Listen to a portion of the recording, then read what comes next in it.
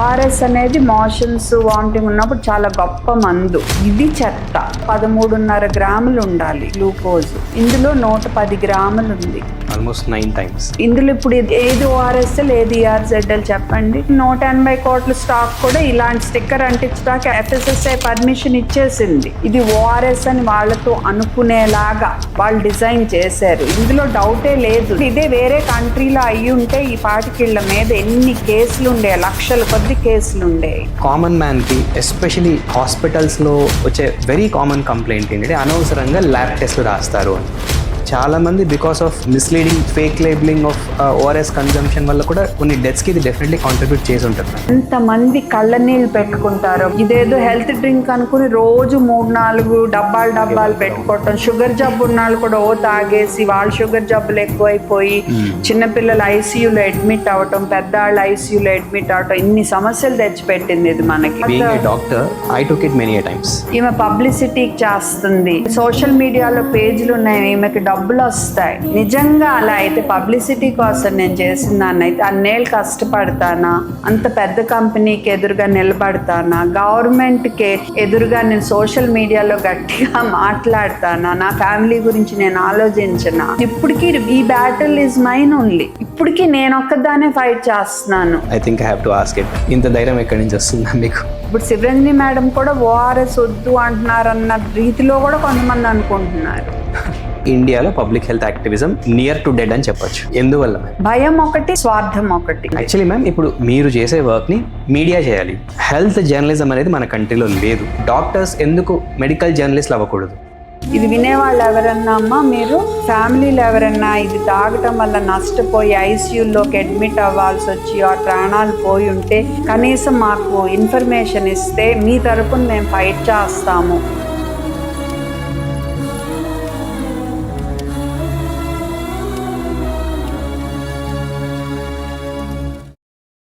మనమంతా ప్రాబ్లం ఉందని కంప్లైంట్ చేస్తాం. కొంతమంది ప్రాబ్లమ్ని చాలా బాగా అనలైజ్ కూడా చేస్తారు. అండ్ ఇంకొంతమంది ప్రాబ్లమ్స్కి చాలా మంచి సొల్యూషన్స్ కూడా చెప్తారు. వెరీ ఫ్యూ పీపుల్ ఆ ప్రాబ్లమ్కి ఆపోజిట్గా నిలబడి దానికి సొల్యూషన్ వచ్చేంత వరకు ఫైట్ చేసి అండ్ ఆ ఫైట్ చేసే ప్రాసెస్లో ఎంతో కరేజ్ని, అంతకంటే మోస్ట్ ఇంపార్టెంట్ ఆ టాలరెన్స్ని, పేషెన్స్ని డిస్ప్లే చేసే వాళ్ళు ఉంటారు. అలాంటి ఒక పర్సనే ఇవాళ ఈ పాడ్కాస్ట్లో మనతో ఉన్నారు.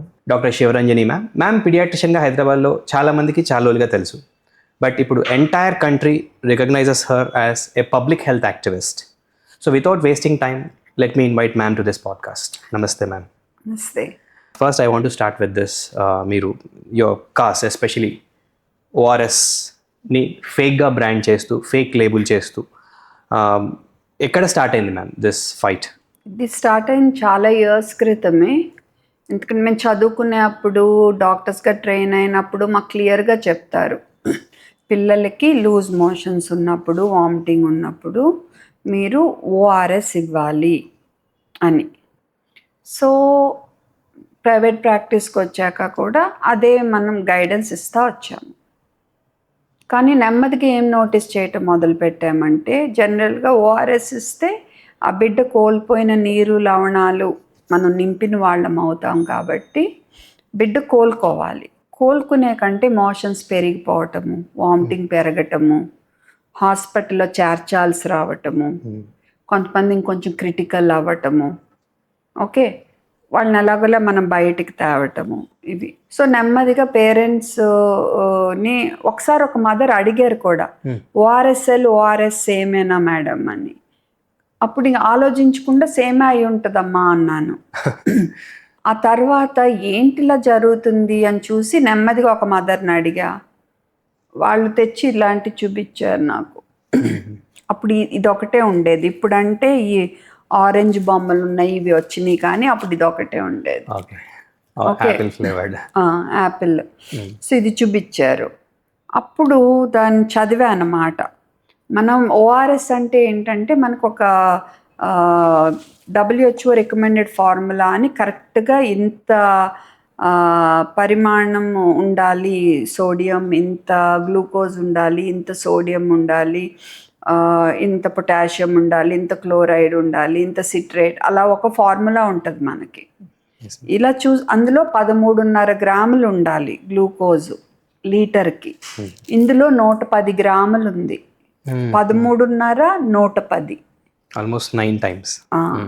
సో అందుకనే లూజ్ మోషన్స్ వాళ్ళకి పెరిగిపోతున్నాయి. అది అర్థమైందన్నమాట నాకు. సో ఎందుకంటే ఎక్కువ షుగర్ ఉన్నప్పుడు ఏమవుద్దంటే అది నీటిని పేగులోకి లాగేస్తుంది, ఇంకా మోషన్స్ అయిపోతాయి. మీరు కూడా స్వీట్స్ ఎక్కువ తిన్నప్పుడు మోషన్స్ అవటం చూసే ఉంటారు. సో అప్పుడు అర్థమైంది, అంటే జనానికి ఓఆర్ఎస్ అంటే ఇది అయిపోయింది. 2 దశాబ్దాలుగా మన ప్రజలకి నిజమైన ఓఆర్ఎస్ అంటే ఏంటో కూడా మర్చిపోయారు వాళ్ళు.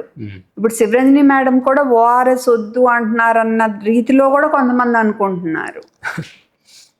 ఎందుకంటే this has become synonymous with ORS. అంటే ఇదే ఓఆర్ఎస్ అనేది వాళ్ళ మైండ్లో అంత బాగా ముద్ర పడిపోయిందన్నమాట. ఓకే, ఓఆర్ఎస్ అనేది చాలా మంచి మందు, గ్రేట్ మందు, ఎంతో మంది కోట్ల మంది పిల్లల ప్రాణాలు నిలబెట్టిన మందు. ఆ మందు పేరు పెట్టుకుని పక్కన ఒక ఎల్లు లేకపోతే ముందు ఇంకొన్ని అక్షరాలు, మిగతా వాళ్ళంత చేయలే. మెయిన్ నష్టం జరిగింది దీనివల్లే, ఈ బ్రాండ్ వల్లే మనకి. ఎందుకంటే ప్రతి ఒక్కళ్ళు ఓఆర్ఎస్ అనగానే మెడికల్ షాప్, హాస్పిటల్, ఎందుకు ఐసీయూలో కూడా ఇవ్వటం మొదలు పెట్టారు. ఇది అంటే అంత ఘోరం స్కూల్స్లో. సో అది నేను గుర్తించి పేరెంట్స్కి ఎడ్యుకేట్ చేసి వాళ్ళకి చెప్పి మళ్ళీ సోషల్ మీడియాలో వీడియో పెట్టి ఇవన్నీ కొన్ని రోజులు చేసా. కానీ నాకు అర్థమైంది ఇది సరిపోదు. అసలు అప్పుడు అనుకున్నా అసలు ఎంతమందికి పీడియాట్రిషియన్స్కి తెలుసు ఈ విషయం అని. తీరా చూస్తే అసలు హార్డ్లీ అసలు చాలామందికి తెలీదు ఈ మోసం గురించి. ఇంకా అప్పుడు నేను అథారిటీస్కి రాయటం మొదలుపెట్టా, ఇది మిస్బ్రాండింగ్, ఇది ఓఆర్ఎస్ కాదు. కానీ ప్రతి చోట దీన్ని ఓఆర్ఎస్ అనే అమ్ముతున్నారు, ప్రతి చోట. ఓకే, రాస్తా ఉండగా నాకు ఒకటి నోటీస్కి వచ్చింది ఏంటంటే, ఢిల్లీలో రూపా గారని వాళ్ళ అమ్మాయి కోసం ఓఆర్ఎస్ కోసం వెళ్తే వాళ్ళు ఓఆర్ఎస్ ఎల్ ఇచ్చారు. ఇస్తే ఆ పాప బాగా సిక్ అయితే ఆమె కేసు పెట్టారు. సో ఈ కంపెనీ వాళ్ళకి తెలుసు అంటే దీని ఓఆర్ఎస్ అనుకుని తాగుతున్నారు అని తెలుసు. నేను చెప్పేది ఏంటంటే అసలు వాళ్ళకి తెలియటం కాదు, వాళ్ళు ముందు డిజైన్ చేసిందే ఆ ప్లాన్తో. అర్థమైంది కదా ప్రజల్ని, ఇది మోసం చేసి ఇది ఓఆర్ఎస్ అని వాళ్ళతో అనుకునేలాగా వాళ్ళు డిజైన్ చేశారు. ఇందులో డౌటే లేదు. నిజంగా వాళ్ళు కావాలంటే ఆర్గ్యూ చేయొచ్చు, కానీ బట్ మీ అందరికీ తెలుసు మనసులో. ఓకే, ఇప్పుడు ఇది వినేవాళ్ళల్లో ప్రతి ఫ్యామిలీలోనూ ఎవరొకళ్ళు దీన్ని ఓఆర్ఎస్ అనుకుని కొనుక్కుని వాళ్ళు ఇచ్చే ఉంటారు, తాగే ఉంటారు, అండ్ చాలామంది నష్టపోయి కూడా ఉంటారు. ఇది వినేవాళ్ళు ఎవరన్నా అమ్మా మీరు మీ ఫ్యామిలీలో ఎవరన్నా ఇది తాగటం వల్ల నష్టపోయి ఐసీయూలోకి అడ్మిట్ అవ్వాల్సి వచ్చి ఆ ప్రాణాలు పోయి ఉంటే కనీసం మాకు ఇన్ఫర్మేషన్ ఇస్తే మీ తరపున మేము ఫైట్ చేస్తాము. ఎందుకంటే ఇదే వేరే కంట్రీలో అయ్యి ఉంటే ఈ పాటికిళ్ళ మీద ఎన్ని కేసులు ఉండే, లక్షల కొద్ది కేసులు ఉండేవి. ఓకే, 2 దశాబ్దాలండి, 2 దశాబ్దాలు మోసం చేశారు. అసలు ఓఆర్ఎస్ అంటే ఏంటి? WHO రికమెండెడ్ ఫార్ములా అని రాసున్నది అసలు ఓఆర్ఎస్. ఇప్పుడు ఇది వాలైట్ ఓఆర్ఎస్ అన్నది, దీని మీద ఏముంది? WHO. సో అది ఒక్కటి చూసుకోవాలి జనం, WHO ఫార్ములేషన్. దీని మీద చూడండి క్లియర్గా ఉంటుంది, WHO రికమెండెడ్ ఫార్ములా. దీని మీద క్లియర్గా ఉంటుంది ORS based on WHO formula. దీని మీద కూడా అలాగే క్లియర్గా ఉంటుంది WHO రికమెండెడ్ ఫార్ములా. ఓకే, కాకపోతే ఏంటంటే మనకి 20.5 grams ప్యాకెట్స్ ఉన్నాయి, 4.4 ఉన్నాయి. 20.5 అంటే 20.5 గ్రాములదేమో లీటర్ నీళ్ళలో కలిపి పెట్టుకోవాలి, 4.4 గ్రాములదేమో 200 మిల్లీ నీళ్ళల్లో కలిపి పెట్టుకుని మనం 24 గంటల వరకు వాడుకోవచ్చు. మిస్టేక్ ఏం చేయకూడదంటే కొంచెం పొడి తీసుకుని కొంచెం నీళ్ళతో కలిపితే దెన్ అది సరిగ్గా వర్కౌట్ అవ్వదు. కరెక్ట్గా యాజ్ ఇట్ ఈస్ కలపాలి. ఈ యాక్చువల్ ఓఆర్ఎస్ ఈ మధ్య టెట్రాప్యాక్ ఓఆర్ఎస్లు వచ్చినాయి, WHO ఫార్ములా అవి. ఇక్కడ WHO ఫార్ములా అని ఉంటుంది. ఓకే, ఇది ఈ కంపెనీ వాళ్ళదే, ORSL వాళ్ళదే, కానీ 2025 జనవరిలో లాంచ్ చేశారు.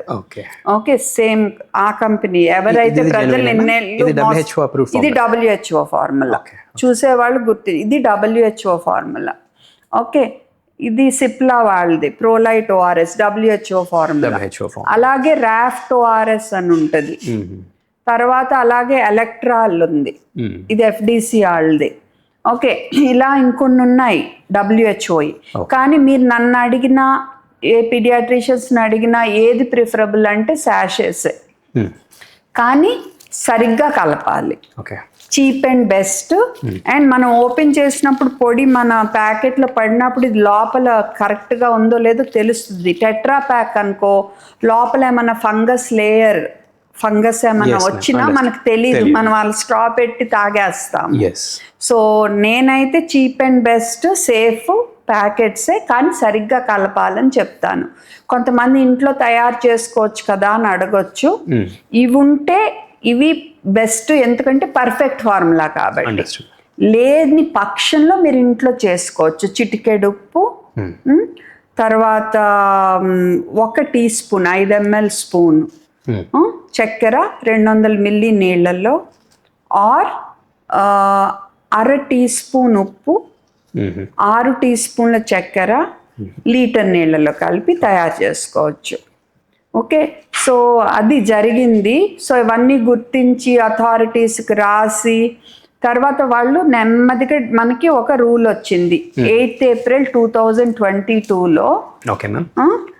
ఇంకా మీరు FSSAI ఆర్డర్ ఇష్యూ చేసింది.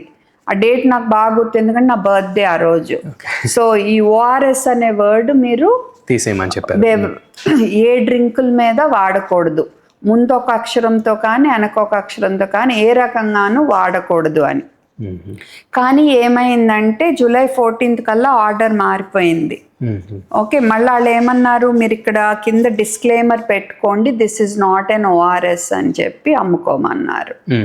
ఆ ముందు కూడా మేము ఈ మెడికల్ రెప్స్ నా రూమ్కి వచ్చినప్పుడు ఇంకొంతమంది పీడియాట్రిషియన్స్ కూడా అబ్జెక్ట్ చేస్తే do not use during diarrhoea అని పెట్టారు. ఓకే, ఎవరికి కనపడదు, ఎక్కడో వెనకాల ఒక మూల అన్నమాట. దాన్ని బట్టే మీకు అర్థమవుతుంది ఇది మోసం చేయాలనే దృక్పథంతోనే అమ్మారు తప్ప నిజాయితీతో అమ్మలేదని. డయేరియాలో వాడొద్దనేమో చిన్న అక్షరాలతో మూల, యాక్చువల్ ORS ఏమో ఇక్కడ ఇలా కనపడేట్టు. ఓకే, సో ఈ ఇంకా అప్పుడు నేను తప్పనిసరి అయ్యి PIL వేసా తెలంగాణ హైకోర్టులో. రెస్పాండెంట్స్ అంటే మనం ఎవరి మీద వేసాము, central government, health ministry, FSSAI, CDSCO, Telangana government, Telangana food and drug authority. కంపెనీల మీద ఒక్కళ్ళ మీదే కాదు, కంపెనీలు. అప్పుడు రెబెలాన్స్ విత్ ORS అని రెడ్డి ల్యాబ్స్ వాళ్ళది ఉండేది, అది జాన్సన్, ఇంకా వేరే కంపెనీస్ ORS ఫిట్ కంపెనీ పేరు గుర్తులేదు, ఆ కంపెనీలు. సో వీళ్ళందరినీ రెస్పాండెంట్స్గా పెట్టి మనం వేసాము. ఆ కేసు స్లోగా జరుగుతూ ఉండింది. ఈలోపు ఎండోక్రైన్ సొసైటీ ఆఫ్ ఇండియా మనతో ఇంప్లీడ్ అయ్యారు, అంటే మన పిటిషన్లో జాయిన్ అయ్యారు. ఇండియన్ అకాడమీ ఆఫ్ పీడియాట్రిక్స్ని చాలాసార్లు అడిగాను, జాయిన్ అవ్వాలా. జాయిన్ అవ్వటమే కాదు, కాన్ఫరెన్స్లు పెట్టినప్పుడల్లా వీళ్ళు ఇచ్చే ఫండ్స్తో స్టాల్స్ కూడా పెట్టుకునేవాళ్ళు. ఎన్నోసార్లు మెయిల్స్ పెట్టా, ఇది చాలా అన్ఎథికల్, ఇది మీరు చేయకూడదు, తప్పు అని. ఎవరు నా మాట వినలేదు. బట్ వాళ్ళకి రాస్తా ఉన్నాను, గవర్నమెంట్కి రాస్తా ఉన్నాను, సోషల్ మీడియాలో అవేర్నెస్ క్రియేట్ చేస్తా ఉన్నాను. హాస్పిటల్స్కి ఫోనులు చేసి రిక్వెస్ట్ చేశాను, అట్లీస్ట్ మీ హాస్పిటల్ ఫార్మసీస్లో పెట్టొద్దు అని. Pharma distributors, biggest distributors Apollo మెడ్ప్లస్తో మాట్లాడాను, ట్రై చేశాను. అపోలో వాళ్ళు మాట్లాడారు, మెడ్ప్లస్ వాళ్ళు అయితే మాట్లాడలేదు. They didn't give me an opportunity. Finally మీరు చేసిన ఈ వర్క్కి రిజల్ట్ అయితే ఇప్పుడు కనిపిస్తుంది. రిజల్ట్ ఎన్నో ఏళ్ళు పట్టింది. చివరికి ఎవిడెన్స్ పేరెంట్స్ నుంచి లెటర్స్ తీసుకున్నాము, వాళ్ళ బిడ్డలు సఫర్ అయితే. That was the most painful part. చాలా అంటే వాళ్ళకి ఎంతో కోపం, బాధ, ఉక్రోషం, నా బిడ్డల్ని ఇలా చేశారా అన్న కోపం, అది చాలా బాధగా ఉంటుంది. అండ్ తర్వాత doctor I took it many times. అంటే అదే నేను ఎంబీబీఎస్ చేశాను 21-22 టైంలో నాకు ఒకసారి హీట్ స్ట్రెస్ లాగా అయితే I took it multiple times. అదే, ఫ్రాంక్లీ ఐఎమ్ నాట్ అవేర్. ఎందుకంటే మీకు ఓఆర్ఎస్ 75% కనపడుతుంది, మీరు ఆలోచించకుండా తీసుకున్నారు. వాళ్ళ బిజినెస్ ప్లానే అది. సో ఇప్పుడు కూడా నేను ఇది తాగొద్దు అని నేను ఆర్డర్ తెప్పిస్తే కొంతమంది జనం ఓఆర్ఎస్ వద్దు అంటుంది శివరంజని మేడం అనుకుంటున్నారేమో. ఓఆర్ఎస్ వద్దు అంటలేదు. ఓఆర్ఎస్ అనేది మోషన్స్ వామిటింగ్ ఉన్నప్పుడు చాలా గొప్ప మందు. ఇది చెత్త. అలాంటి టైంలో ముఖ్యంగా 5 టీ స్పూన్ షుగర్ ఈ ప్యాకెట్లో. కొంతమంది ఏమో సరే డైరియా అవన్నీ వదిలేద్దాం, ఇదేదో హెల్త్ డ్రింక్ అనుకుని రోజు 3-4 డబ్బాలు పెట్టుకోవటం. షుగర్ జబ్బు ఉన్నాళ్ళు కూడా తాగేసి వాళ్ళ షుగర్ జబ్బులు ఎక్కువైపోయి చిన్నపిల్లలు ఐసీయూలో అడ్మిట్ అవ్వటం, పెద్దవాళ్ళు ఐసీయూలో అడ్మిట్ అవ్వటం, ఇన్ని సమస్యలు తెచ్చిపెట్టింది ఇది మనకి. కానీ దీనివల్లే డైరెక్ట్ చచ్చిపోయారంట మనకి ఎప్పుడు ప్రూఫ్ ఉండదు. ఎందుకంటే చావులన్నీ డైరియా లూజ్ మోషన్ వల్ల చనిపోయారనే వెళ్తాయి తప్ప దీనివల్ల అని ఎవరు రాయరు కదా. మనం ఇప్పుడు మీ డాక్టర్ నోట్స్లో ఏం రాస్తాం, మనం మోషన్స్ అయినాయి, డిహైడ్రేషన్ అయింది, షాక్ లోకి వెళ్ళారు, చనిపోయారు. ఈ పాయింట్ ఎక్కడ నోట్ అవ్వదు. సో వీళ్ళు బట్టకట్టేస్తున్నారు. బట్ ఏదైనా మనాళ్ళు వీడియోలు కూడా తీసుకున్నారు, మీకు షేర్ చేస్తా. Can show it to people. అంటే మెడికల్ షాప్కి వెళ్ళి ఓఆర్ఎస్ అని అడిగితే ఇది ఇచ్చేవారు. ఒకళ్ళిద్దరు రెబలాన్స్ విత్ ఓఆర్ఎస్ ఇచ్చారు. ఆ వీడియో మీకు షేర్ చేస్తా. ఈ ప్రూఫ్లన్నీ కలెక్ట్ చేసి మళ్ళీ హెల్త్ మినిస్టర్స్ ఆఫీస్, పిఎంస్ ఆఫీస్కి పంపి సోషల్ మీడియాలో అవేర్నెస్ చేస్తే అప్పుడు ఇంకొంతమంది పీడియాట్రిషియన్స్ కూడా ట్రై చేశారు బిగినింగ్ లో ఎఫ్ఎస్ఎస్ఐకి లెటర్ రాయటం వరకు. బట్ నేను తీసుకున్నంత మొండి పట్టు ఎవిడెన్స్ గ్యాదర్ అంటే సాక్ష్యాలు సమకూర్చుకుని తర్వాత కేసు వేయటం కానీ ఇవన్నీ మట్టుకు సోషల్ మీడియాలో అంత గట్టిగా అర్థమైంది. ఏదో ఒక్కొక్క వీడియో ఒక్కొక్కరు చేశారు. బట్ ఇంక ఇదే పని మీద ఉండేదాన్ని నేను. ఇది అవ్వాల్సిందే. ఎందుకంటే మన దేశంలో 5 ఏళ్ళలో పిల్లలు 100 మంది చనిపోతుంటే 13 మంది మోషన్స్ వాళ్ళు చనిపోతున్నారు. అలాంటిది మోషన్స్ పెంచేది నువ్వు మోషన్స్కి హెల్ప్ చేసే మందుగా నువ్వు అమ్ముతున్నావు. నేను ఎలా వదిలిపెట్టగలను? అందుకని అంత మొండిగా పట్టుకున్నాను. సో October 14th ఆర్డర్ వచ్చింది FSSAI నుంచి, 15th మన క్లారిఫికేషన్ వచ్చింది. సో అమ్మయ్య అనుకునే లోపు మళ్ళీ వీళ్ళు కొత్తగా రీబ్రాండింగ్తో వచ్చారు. అండ్ ఈవెన్ యునిసెఫ్ వెబ్సైట్లో ఉంటుంది మ్యామ్, ఓఆర్ఎస్ అనేది ఇట్స్ ఎ మెడికల్ మిరాకిల్. అవును, not just in African continent. ఈ so called third world countries అనే వర్డ్ వాడకూడదు, బట్ మోస్ట్ ఆఫ్ మన కంట్రీస్లో ఏంటంటే it would have saved lakhs of people from dying. And even మన కంట్రీలో కోట్ల మంది ఎవ్రీ ఇయర్ జస్ట్ డయేరియాతో 10 lakh హాస్పిటలైజేషన్స్ అవుతున్నాయి మ్యామ్. అండ్ అరౌండ్ స్టాట్స్ మనం నమ్మలేం కానీ 1.5 to 2 crore పీపుల్ డయేరియా వల్ల మాత్రమే చనిపోతున్నారు. అండ్ వీటిలో as you have rightly said చాలా మంది బికాస్ ఆఫ్ ఈ misleading fake labelling of ORS consumption వల్ల కూడా కొన్ని డెత్స్కి ఇది డెఫినెట్లీ కాంట్రిబ్యూట్ చేసి ఉంటుంది మ్యామ్. డెఫినెట్గా నేను చెప్తా, డెఫినెట్గా చాలా డెత్స్ కాంట్రిబ్యూట్ చేసి ఉంటుంది. ఎందుకంటే ఓఆర్ఎస్ అంటే అసలు ఇది దొరికేవి కాదు, ఇవి ఎత్తుక్కోవాలి. గట్టిగా అడిగితే ఏయో 2-3 షాపులు ఎతికి మరీ తీసి ఇచ్చేవాళ్ళు, లేకపోతే ఇదే ఇచ్చేవాళ్ళు. ఇవే ఇచ్చేవాళ్ళు. సో డెఫినెట్ గా బోల్డ్ అంత కాంట్రిబ్యూట్ చేసి ఉంటుంది. దురదృష్టం ఏంటంటే నాట్ డాక్యుమెంటెడ్ అది ఎగ్జాక్ట్ గా దాంతో వాళ్ళు బట్టకట్టేస్తున్నారు. Yes ma'am. మ్యామ్ ఈ కేస్ గురించి అయితే మీరు ఫైట్ చేశారు, అబ్సల్యూట్లీ ఫైన్. అండ్ దీనికి ఒక లాజికల్ కంక్లూషన్ వచ్చింది అని అనుకుందాం. మోస్ట్లీ ఇప్పుడు దీని గురించి అవేర్నెస్ కూడా వచ్చింది thanks to your sincere efforts. But ఇలాంటివి ఇంకా చాలా ఉన్నాయి కదండి మ్యామ్. అంటే the point I'm trying to సే, అసలు ఇండియాలో పబ్లిక్ హెల్త్ యాక్టివిజం ఉందా లేదా మ్యామ్? లేదు, మీకే చెప్తా. ఎందుకంటే నెలన్నరలో అప్పుడు సునామీ లాగా స్ప్రెడ్ అయింది, అవునా కాదా? ఎస్, ఇండియా మొత్తం. అయినా వీళ్ళకి నెలన్నరలో పర్మిషన్ వచ్చేసింది. వీటికో నెలన్నర పట్టింది అంతే. ఎవరన్నా అసలు బ్రాండ్లు పర్మిషన్ అంత ఫాస్ట్గా ఇస్తారా? మీరు జస్ట్ ఇది పెట్టి చూడండి. ఇందులో ఇప్పుడు ఏది ఓఆర్ఎస్ఎల్ ఏది ఈఆర్జెడ్ఎల్ చెప్పండి. వెరీ డిఫికల్ట్ టు డిఫరెన్షియేట్, అది తెలీదు.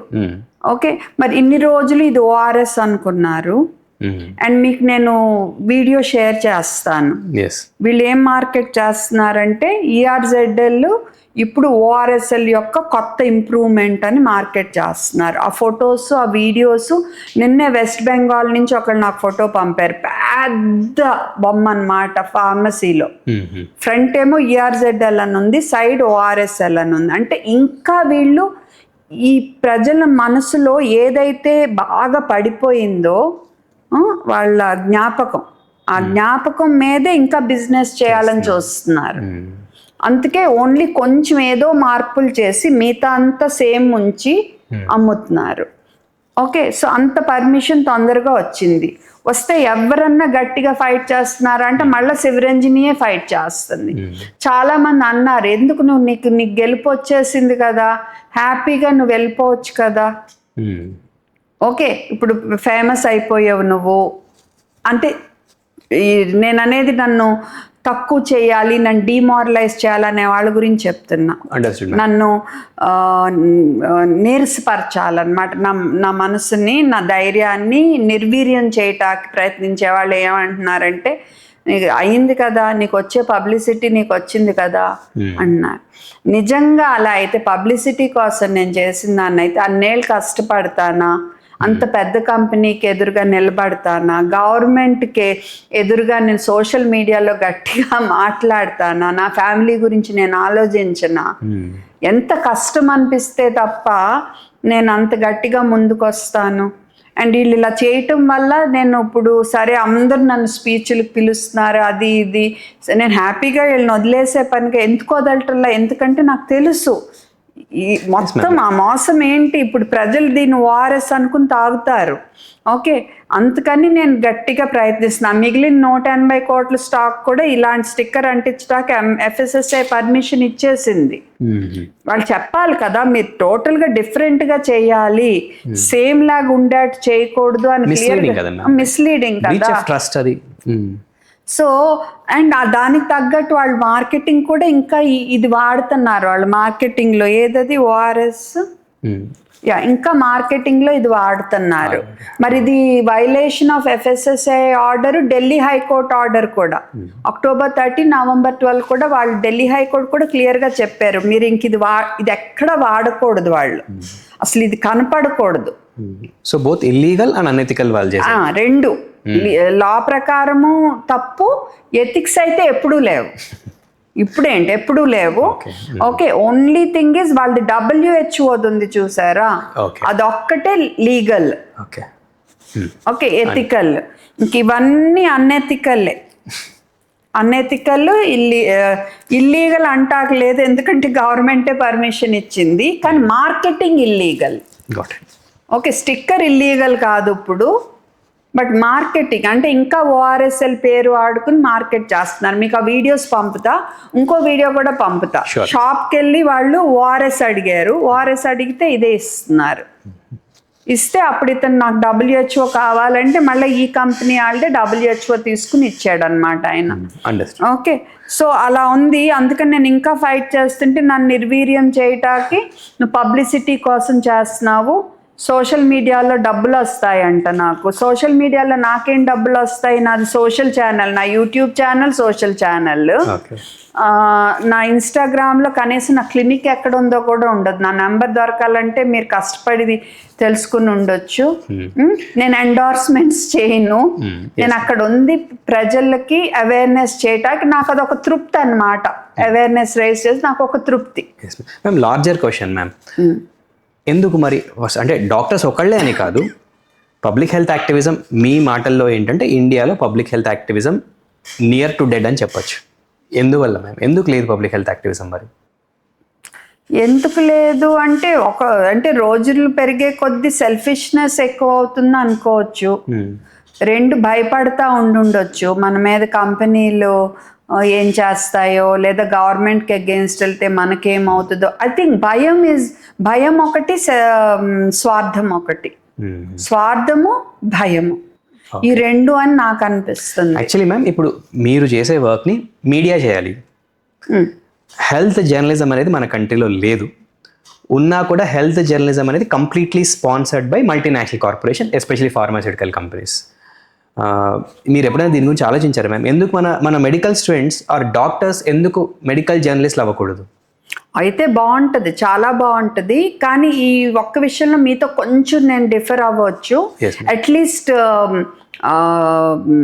టెలివిజన్ మీడియా అయితే అంత సపోర్ట్ ఇవ్వలా, కానీ బట్ ప్రింట్ మీడియా జర్నలిస్ట్ చాలామంది, కనీసం ఒక అండ్ కొంతమంది పాడ్కాస్టర్స్ వాళ్ళు చాలా సపోర్ట్ ఇచ్చారు. ఓకే, వాళ్ళు చాలా దీన్ని ముందుకు తీసుకెళ్లారు. అఫ్ కోర్స్ మెయిన్ బలం ప్రజలు, పేరెంట్స్. ఎందుకంటే తల్లులు ఒక్కసారి వాళ్ళ బిడ్డలకి నష్టం అని అర్థమైంది అనుకో, వాళ్ళందరూ గట్టిగా నిలబడ్డారు. సో అది. అండ్ జర్నలిస్ట్ కొంతమంది చాలా బాగా దీన్ని ముందుకు తీసుకెళ్లారు. బట్ ప్రింట్ మీడియా వాళ్ళు, టెలివిజన్ మీడియా వాళ్ళు ఓన్లీ ఆ ఆర్డర్ వచ్చాక గట్టిగా ముందుకు తీసుకెళ్లారు. ఆర్డర్ రాకముందు ద ఓన్లీ టెలివిజన్ మీడియా వాళ్ళు నాకు నా ఇంటర్వ్యూ తీసుకుని దీని మీద ఫోకస్ పెట్టింది సిఎన్ఎన్, న్యూస్ 18 వాళ్ళు, నేషనల్ ఛానల్ అయితే. అండ్ లోకల్ అయితే TV9 చేసినట్టున్నారు. అండ్ ABN వాళ్ళు కూడా చేసినట్టున్నారు. ఇంకా మిగతా వాళ్ళు అంటే కొంచెం కొంచెం, but not very clearly, but print media South First news, South First Post or South First news, గబుక్ నాకు థాట్ బ్లాక్ వచ్చింది. హిందూ, టైమ్స్ వాళ్ళు కూడా. ప్రింట్ లో నేను చూసాను మ్యామ్, గుడ్ డీసెంట్ కవరేజ్ వచ్చింది.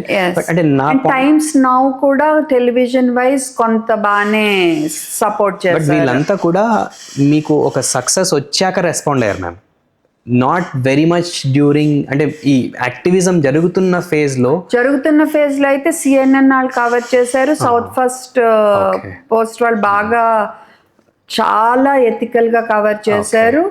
టైమ్స్ ఆఫ్ ఇండియా కవర్ చేశారు. టైమ్స్ నౌ కూడా కొంత సపోర్ట్ ఇచ్చారు. And Hindu is and Deccan Chronicle. Deccan Chronicle. Yeah, I have all the articles. They did cover. Great, ma'am. Good to know. To be fair,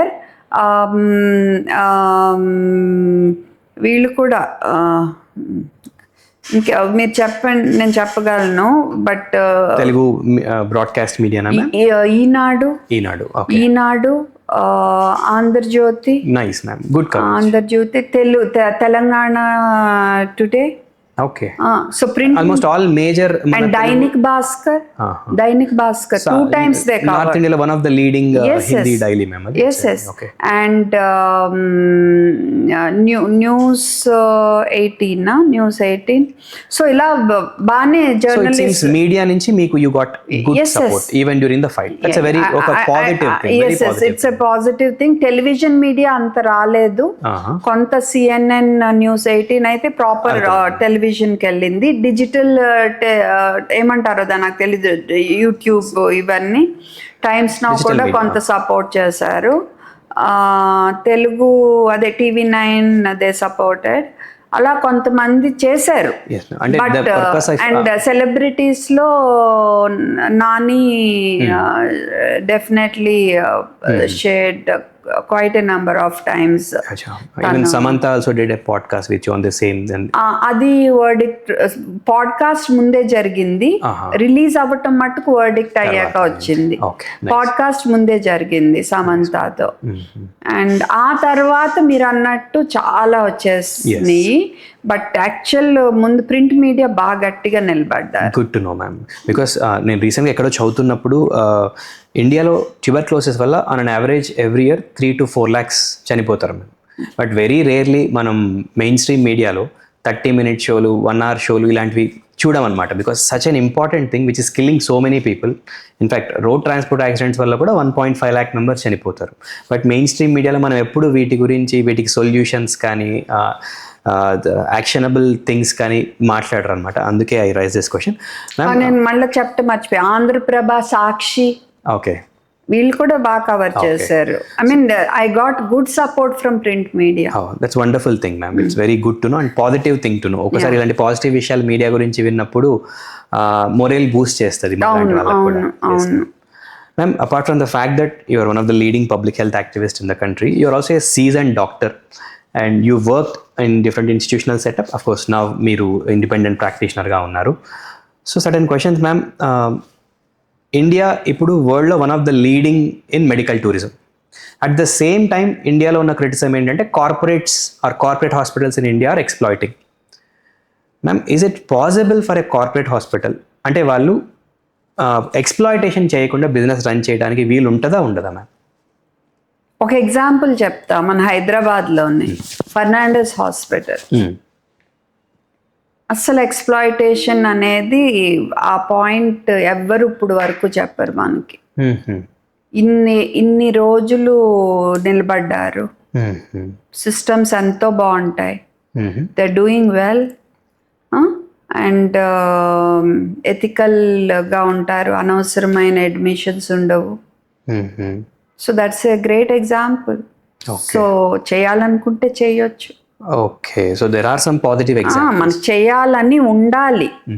so ఆ నిజాయితీ ఉండాలి, ఆ తపన ఉండాలి, అన్నిటినీ బిజినెస్ మైండ్తో చూడకుండా మరి చేయాలనే తపన ఉంటే మంచిగా చేయొచ్చు. Okay, so it is sustainable business. వాళ్ళు సస్టైన్ చేస్తున్నారుగా. వాళ్ళు ఎన్ని బ్రాంచ్లు పెట్టారు ఇప్పుడు? 3 ఎన్నో 4 ఉన్నాయి. యా, మరి వాళ్ళు ఎప్పుడు ఫుల్ గానే ఉంటది. యా, అండ్ అన్ఎథికల్ అనే మాట ఇప్పుడు వరకు నేను ఎవరి నోట్ నుంచి వినలేదు. It's a great example actually. Sustain అవుతున్నారు ఇన్నేళ్ళు. Nice ma'am. అంటే రియలీ అప్రిషియేట్ యువర్ కరేజ్. చాలా మంది పేర్లు తీసుకోరు, but because you also worked in other institutional setup, but openly you took a name, and that too name of a hospital which is kind of popular in Hyderabad. Yes. And even there are many people, నాకు తెలిసిన వాళ్ళు కూడా Fernandez లో delivery అయ్యారు. Yeah, good to know ma'am. And ఇంకొక aspect ma'am, common మ్యాన్కి especially హాస్పిటల్స్లో వచ్చే very common complaint ఏంటంటే అనవసరంగా ల్యాబ్ టెస్ట్లు రాస్తారు అని. And one of our cousins వాళ్ళ డాటర్ మీ పేషెంట్ అనమాట. షీ సేస్, మ్యామ్ అసలు అనవసరంగా ఏ టెస్ట్లు రాయరు అని. ఇది ఎందుకు వస్తుంది మ్యామ్? అంటే ఏదైనా ప్రెషర్ ఉందా డాక్టర్స్ పైన టెస్ట్లు రాయాలి అని, లేకపోతే ఎందువల్ల? లెట్స్ అనలైజ్ చేద్దాం, విశ్లేషిద్దాం. ఒకటి ఏంటంటే, మనం చదువుకున్నప్పుడు మా ప్రొఫెసర్స్ క్లియర్గా మాకు డ్రిల్ చేస్తారు, నువ్వు ఏ టెస్ట్ రాసినా దానివల్ల నీ పేషెంట్ గురించి, నీ డయాగ్నోసిస్ కానీ, అంటే పేషెంట్కి ఏ జబ్బు ఉన్నదనేది నీవు తెలుసుకోవటానికి కానీ, ఆర్ ఆ ట్రీట్మెంట్ కానీ ఉపయోగపడకపోతే నువ్వు ఆ టెస్ట్ రాయకూడదు. ఉపయోగపడుతుంది అనుకున్న టెస్టే రాయాలి. జనరల్ టెస్ట్లు, రొటీన్ టెస్ట్లు అనే వర్డ్ లేదు. ఓకే, ఇప్పుడు బేబీకి నేను ఏంటి ఇడు పేలగా ఉన్నాడు, ఎనీమియా ఉందా అని డౌట్ వచ్చింది అనుకో, రాస్తాను. ఓకే, హిమోగ్లోబిన్ టెస్ట్ అంటే కంప్లీట్ బ్లడ్ పిక్చరు. అలాగే ఇప్పుడు ఇది సడన్గా హై ఫీవరు, థ్రోట్లో నాకు చీము అవన్నీ కనపడుతున్నాయి అనుకో, థ్రోట్ స్వాబ్ టెస్ట్ రాస్తాను. ఓకే, ఏదో జ్వరం ఉంది, 3 రోజులు ఉంది, యాక్టివ్ ఉన్నాడు, ఎందుకు అది తగ్గిపోతుంది, నేను ఎగ్జామిన్ చేశాను అంతా బాగానే ఉన్నాడు. ఆ పేరెంట్స్ని మట్టుకు వాళ్ళు ఆదుర్దాగా ఉంటారు కాబట్టి, లేదమ్మా పర్వాలేదు, ఇదిగో నా ఫోన్ నెంబర్ ఉంది, మీకు ఏమన్నా భయంగా ఉంటే ఫోన్ చేయండి, అవసరమైతే టెస్టులు చేద్దామని చెప్తాం. సో అవసరం బట్టే చేయాలి అనేది మాకు డ్రిల్ చేస్తారు. ఇప్పుడు న్యూమోనియా తీసుకున్నాం, న్యూమోనియా. ఓకే, న్యూమోనియాకి ఎక్స్రే తీయాల్సిన అవసరం లేదు ప్రతి న్యూమోనియాకి. నీకు అది క్లియర్గా తెలియట్లేదు, నువ్వు ఇచ్చిన యాంటీబయాటిక్ పనిచేయలేదు, న్యూమోనియా కంటిన్యూ అవుతుంది, అప్పుడు ఫర్దర్ ఇన్వెస్టిగేట్ చేస్తాము. ఇన్నేళ్ళు నేను 2009 హైదరాబాద్ వచ్చా. ఇప్పటికి వరకు నేను న్యూమోనియాకి ఎక్స్రే ఎన్నిసార్లు రాసుంటా? Maximum 3-4 times రాసుంటా ఇన్నేళ్లలో. క్లినికల్గా మాకు తెలిసినప్పుడు ఎందుకు వాళ్ళతో ఖర్చు పెట్టించాలి? అవసరం లేని దానికి బిడ్డని రేడియేషన్కి ఎందుకు ఎక్స్పోజ్ చేయాలి? అవసరం లేనప్పుడు బిడ్డను ఎందుకు పొడవాలి కదా? అవసరమైనప్పుడు చేయాలి, కంపల్సరీ చేయాలి. సో అందుకే అప్రాప్రియేట్ అంటే అవసరమైనట్టు చేయాలి, చేయకుండానూ ఉండొద్దు, ఓవర్గాను చేయొద్దు, అవసరమైనంత చేయాలి మనం. సో అనవసరంగా వాళ్ళ మీద బర్డెన్ కదా, అందరూ ఫైనాన్సెస్ అనవసరం రేడియేషన్ ఎక్స్పోజర్. ఇప్పుడు కాన్స్టిపేషన్ ఉంది, నాకు క్లియర్గా తెలిసిపోతుంది వాడు మోషన్ సరిగ్గా ఎల్లక పొట్టనొప్పి వస్తుంది, అంతకు మించి వేరే సమస్య ఏం లేదు, అయినా ఎక్స్రేలు తీసేస్తున్నారు అది ప్రూవ్ చేయట కాన్స్టిపేషన్. ఎందుకు బిడ్డకు రేడియేషన్ ఎక్స్పోజర్ ఎందుకు ఇవ్వాలి? నేను ఇప్పుడు నాకు అవసరం అనుకో, నేను ఇవ్వాలి, కంపల్సరీ ఇవ్వాలి, నేను తప్పదు, రిస్కా బెనిఫిటా చూసుకోవాలి. నేను దీనివల్ల నాకైనా ఉపయోగం ఉందా? లేదు. లేనప్పుడు అనవసరంగా నేను ఎందుకు ఎక్స్రే తీయాలి? మ్యామ్, నా ఫ్రెండ్ ఒక అబ్బాయిని ఇదే క్వశ్చన్ అడిగాను. Is also a doctor. తను అంటున్నాడు, ఇప్పుడు పేషెంట్స్ అసెస్మెంట్ ఆఫ్ డాక్టర్ ఏంటంటే, డాక్టర్ ఎన్ని లెంగ్దీ ల్యాబొరేటరీ టెస్ట్లు రాస్తే ఈ డాక్టరే మంచి డాక్టర్ అయి ఉంటారేమో అనేది. అంటే ఇది not just in cities ma'am, even small టౌన్స్లో కూడా ట్రెండ్ ఎలా ఉందంటే, ఏం టెస్ట్లు రాయకుండా, ఏం మెడిసిన్స్ ఎక్కువ రాయకుండా పంపిస్తే ఈ డాక్టర్కి అన్నీ తెలుసా అనే టైప్ ఆఫ్ బ్రాండింగ్ పడుతుంది. This what he said. I don't know అది ఎంతవరకు కరెక్ట్ అని. అంటే doctors are in a way compelled by patient themselves ma'am to write more test or more drugs. అంటే వాళ్ళ ఆదుర్దా బట్టి చేసేయండి డాక్టర్, ఆర్ యాంటీబయాటిక్ ఇచ్చేయండి డాక్టర్, యాంటీబయాటిక్ ఇచ్చేయండి డాక్టర్, యాంటీబయాటిక్ ఇచ్చేయండి డాక్టర్ అలా అంటారు. కానీ ఇన్నేళ్ళు నేను ఇంత ఓపిక్గా వాళ్ళకి నేర్పించుకుంటా ఎక్స్ప్లెయిన్ చేసుకుంటూ వచ్చా కాబట్టి ఇప్పుడు నా దగ్గరికి వచ్చే వాళ్ళు ఎవ్వరు, బిగినింగ్ నుంచి నాతో ఉన్న వాళ్ళు ఎవ్వరు కూడా మీరు చెప్పిన మోడ్లో ఉండరు. ఇన్ఫ్యాక్ట్ నేను మందు రాస్తే కూడా మేడం అవసరమా అనే స్టేజ్ వచ్చింది. మీరు స్టిరాయిడ్స్ యాంటీబయాటిక్స్ అనవసరంగా వద్దంటారు కదా, మరి యాంటీబయాటిక్ అంటే నేను రాసే కాబట్టి తప్పకుండా తీసుకోండి అంటారు అనమాట. అంటే అంత నమ్మకం. అప్పుడు ఇంకా ఖచ్చితంగా తీసేసుకుంటారు. నేను ఇప్పుడు స్టిరాయిడ్ స్ప్రే అవసరం అన్నానంటే తీసుకుంటారు, ఎందుకంటే దే నో అవసరమైతేనే ఈమె రాస్తుంది, లేకపోతే ఇవ్వదు. సో మనము వీళ్ళు ఏమి ఎక్కువ టెస్టులు రాస్తేనే మంచి డాక్టర్ అనుకునే క్రౌడ్ అయితే, ఆ టైప్ ఆఫ్ పేరెంట్స్ అయితే ఇప్పుడు నా చుట్టూ లేరు. Good ma'am, good. Okay. And మనం సోషల్ మీడియాలో రేస్ చేస్తున్న అవేర్నెస్ వల్ల ఈవెన్ విలేజెస్ దాంట్లో కూడా కొంతవరకు నేను నా ఈ ఐడియా చొచ్చుకుపోయేట్టు చేయగలిగాను. ఓకే. బట్ చాలా మంది ఏంటంటే అది అందరినీ పేషెంట్ల మీద పెట్టేయొద్దు మనం బ్లేమ్. ఎందుకంటే మనం రోజుకి 100 మందిని చూసేయాలి. ఆ చూసేయటంలో ఒక మంది పని చేయకపోతే ఒకటైనా పని చేస్తుంది అన్నట్టు 3-4 రాసేయటం, అది క్లియర్గా కూడా ఉండదు. మళ్ళా ఆ మెడికల్ షాప్ అతనికి అది అర్థం అవుతుంది, లేకపోతే వేరే వాళ్ళకి అర్థం కూడా కాదు ఆ ప్రిస్క్రిప్షన్. అలా ఉండే కూడా ఉంటున్నాయి ప్రిస్క్రిప్షన్స్. ఊళ్ళోకి వెళ్ళే కొద్దీ ఆ టైప్ ఆఫ్ ఇది ఎక్కువ పెరుగుతుంది ఆ సిటీలో కంటే కూడా. వన్ ఆఫ్ ద హాస్పిటల్స్ లో ma'am what I heard, accountant decide చేస్తాడంట.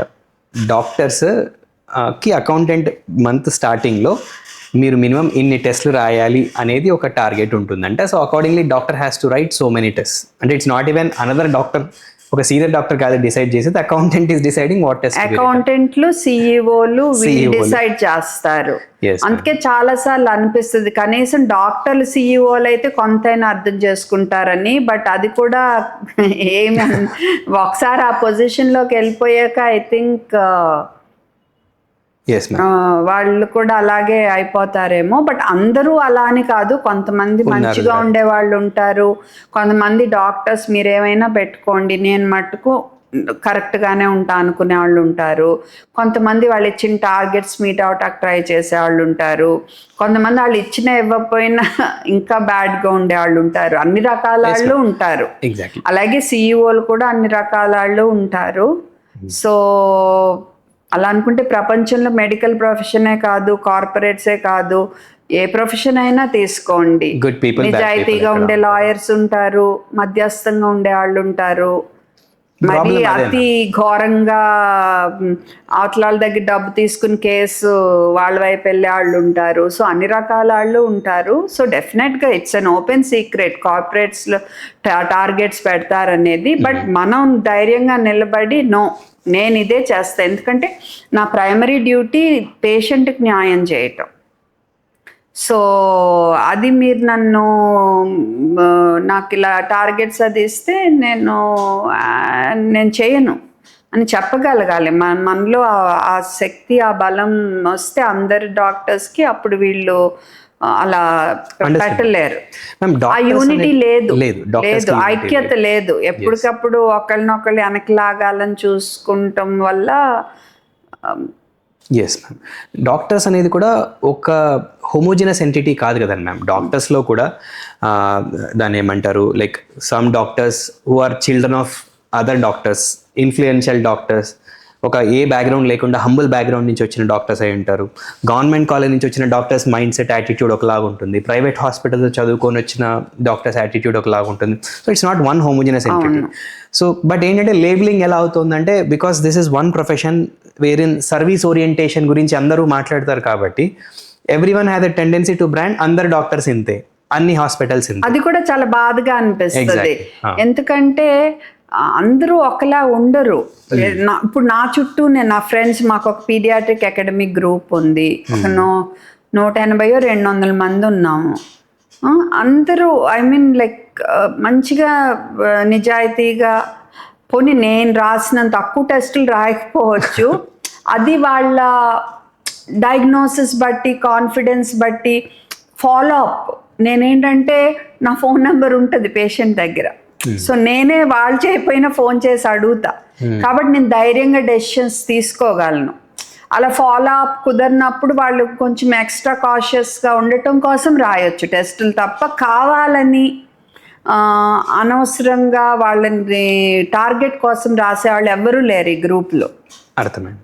సో అలా నా చుట్టుపక్కల ఉన్న వాళ్ళైతే చాలా మంచి వాళ్ళే చాలామంది. కాబట్టి నేను అదే చెప్తున్న విజ్ఞప్తి, మీరు అందరూ ఒక్కళ్ళలాగే ఉన్నారు, కార్పొరేట్స్ అందరూ మిమ్మల్ని పీల్చేసేట్టు ఉంటున్నారు, అందరు డాక్టర్స్ ఒకేలాగా ఉన్నారు అని అనుకోకూడదు. మనకి ఎవరు సెట్ అవుతారో మనం కొంచెం చూసుకోవాలి. అండ్ బట్ మీరు రెండు సైడ్లు ఉంది. ఒకవైపు పేషెంట్లకి అన్యాయం జరుగుతుంది, ఒకవైపు పేషెంట్స్ కూడా డాక్టర్స్ మీద ఒక విధమైన వీళ్ళందరూ ఇంతే, వీళ్ళు ఓన్లీ మన రక్త పిశాచాల టైప్లో డాక్టర్స్ గురించి ఆలోచిస్తున్నారు. దీనికి సొల్యూషన్ కనిపెట్టడం కష్టమేం కాదు. బికాస్ కష్టమేం కాదని తెలిసినా కూడా ఒక ఇన్స్టిట్యూషనల్ మెకానిజం ఉంది మ్యామ్. సపోజ్ ఐఏపీ అనుకుందాం, అంటే Indian Academy of Pediatrics. So ఇది పీడియాట్రిషియన్స్ని రెగ్యులేట్ చేసేది. లేకపోతే ఎన్ఎంసీ, నేషనల్ మెడికల్ కమిషన్, వీళ్ళు ఎందుకు ఏం చేయట్లేదు మ్యామ్? ఎన్ఎంసీ ఏమో regulatory body, national medical council. IAP regulatory body కాదు, ఇట్స్ జస్ట్ ప్రొఫెషనల్, ఒక గ్రూప్ ప్రొఫెషనల్ బాడీ. అంటే ఏంటంటే మనందరం ఒక అసోసియేషన్ గా ఫార్మ్ అయ్యాం. అంటే వాళ్ళకి they have no role in regulating in the sense, అంటే వాళ్ళు ఓన్లీ గైడ్ లైన్స్ ఇవ్వగలరు, they can't regulate, they are not regulatory authority. Penalising power లేదు ఐఏపీకి. పెనలైజింగ్ పవర్ లేదు, ఏం లేదు. అది ఓన్లీ నేషనల్ మెడికల్ కౌన్సిల్ కు ఉంది. Only national medical council. మన దేశంలో ఎవరి పనాలు సరిగ్గా చేస్తే కనుక ప్రాబ్లం అంత ఉండదు కదా. ఇది కొంచెం డీటెయిల్ గా చెప్తారా మ్యామ్ ఎన్ఎంసీ గురించి? అంటే why is it not doing? ఇప్పుడు ఎన్ఎంసీ గురించే చెప్తాను.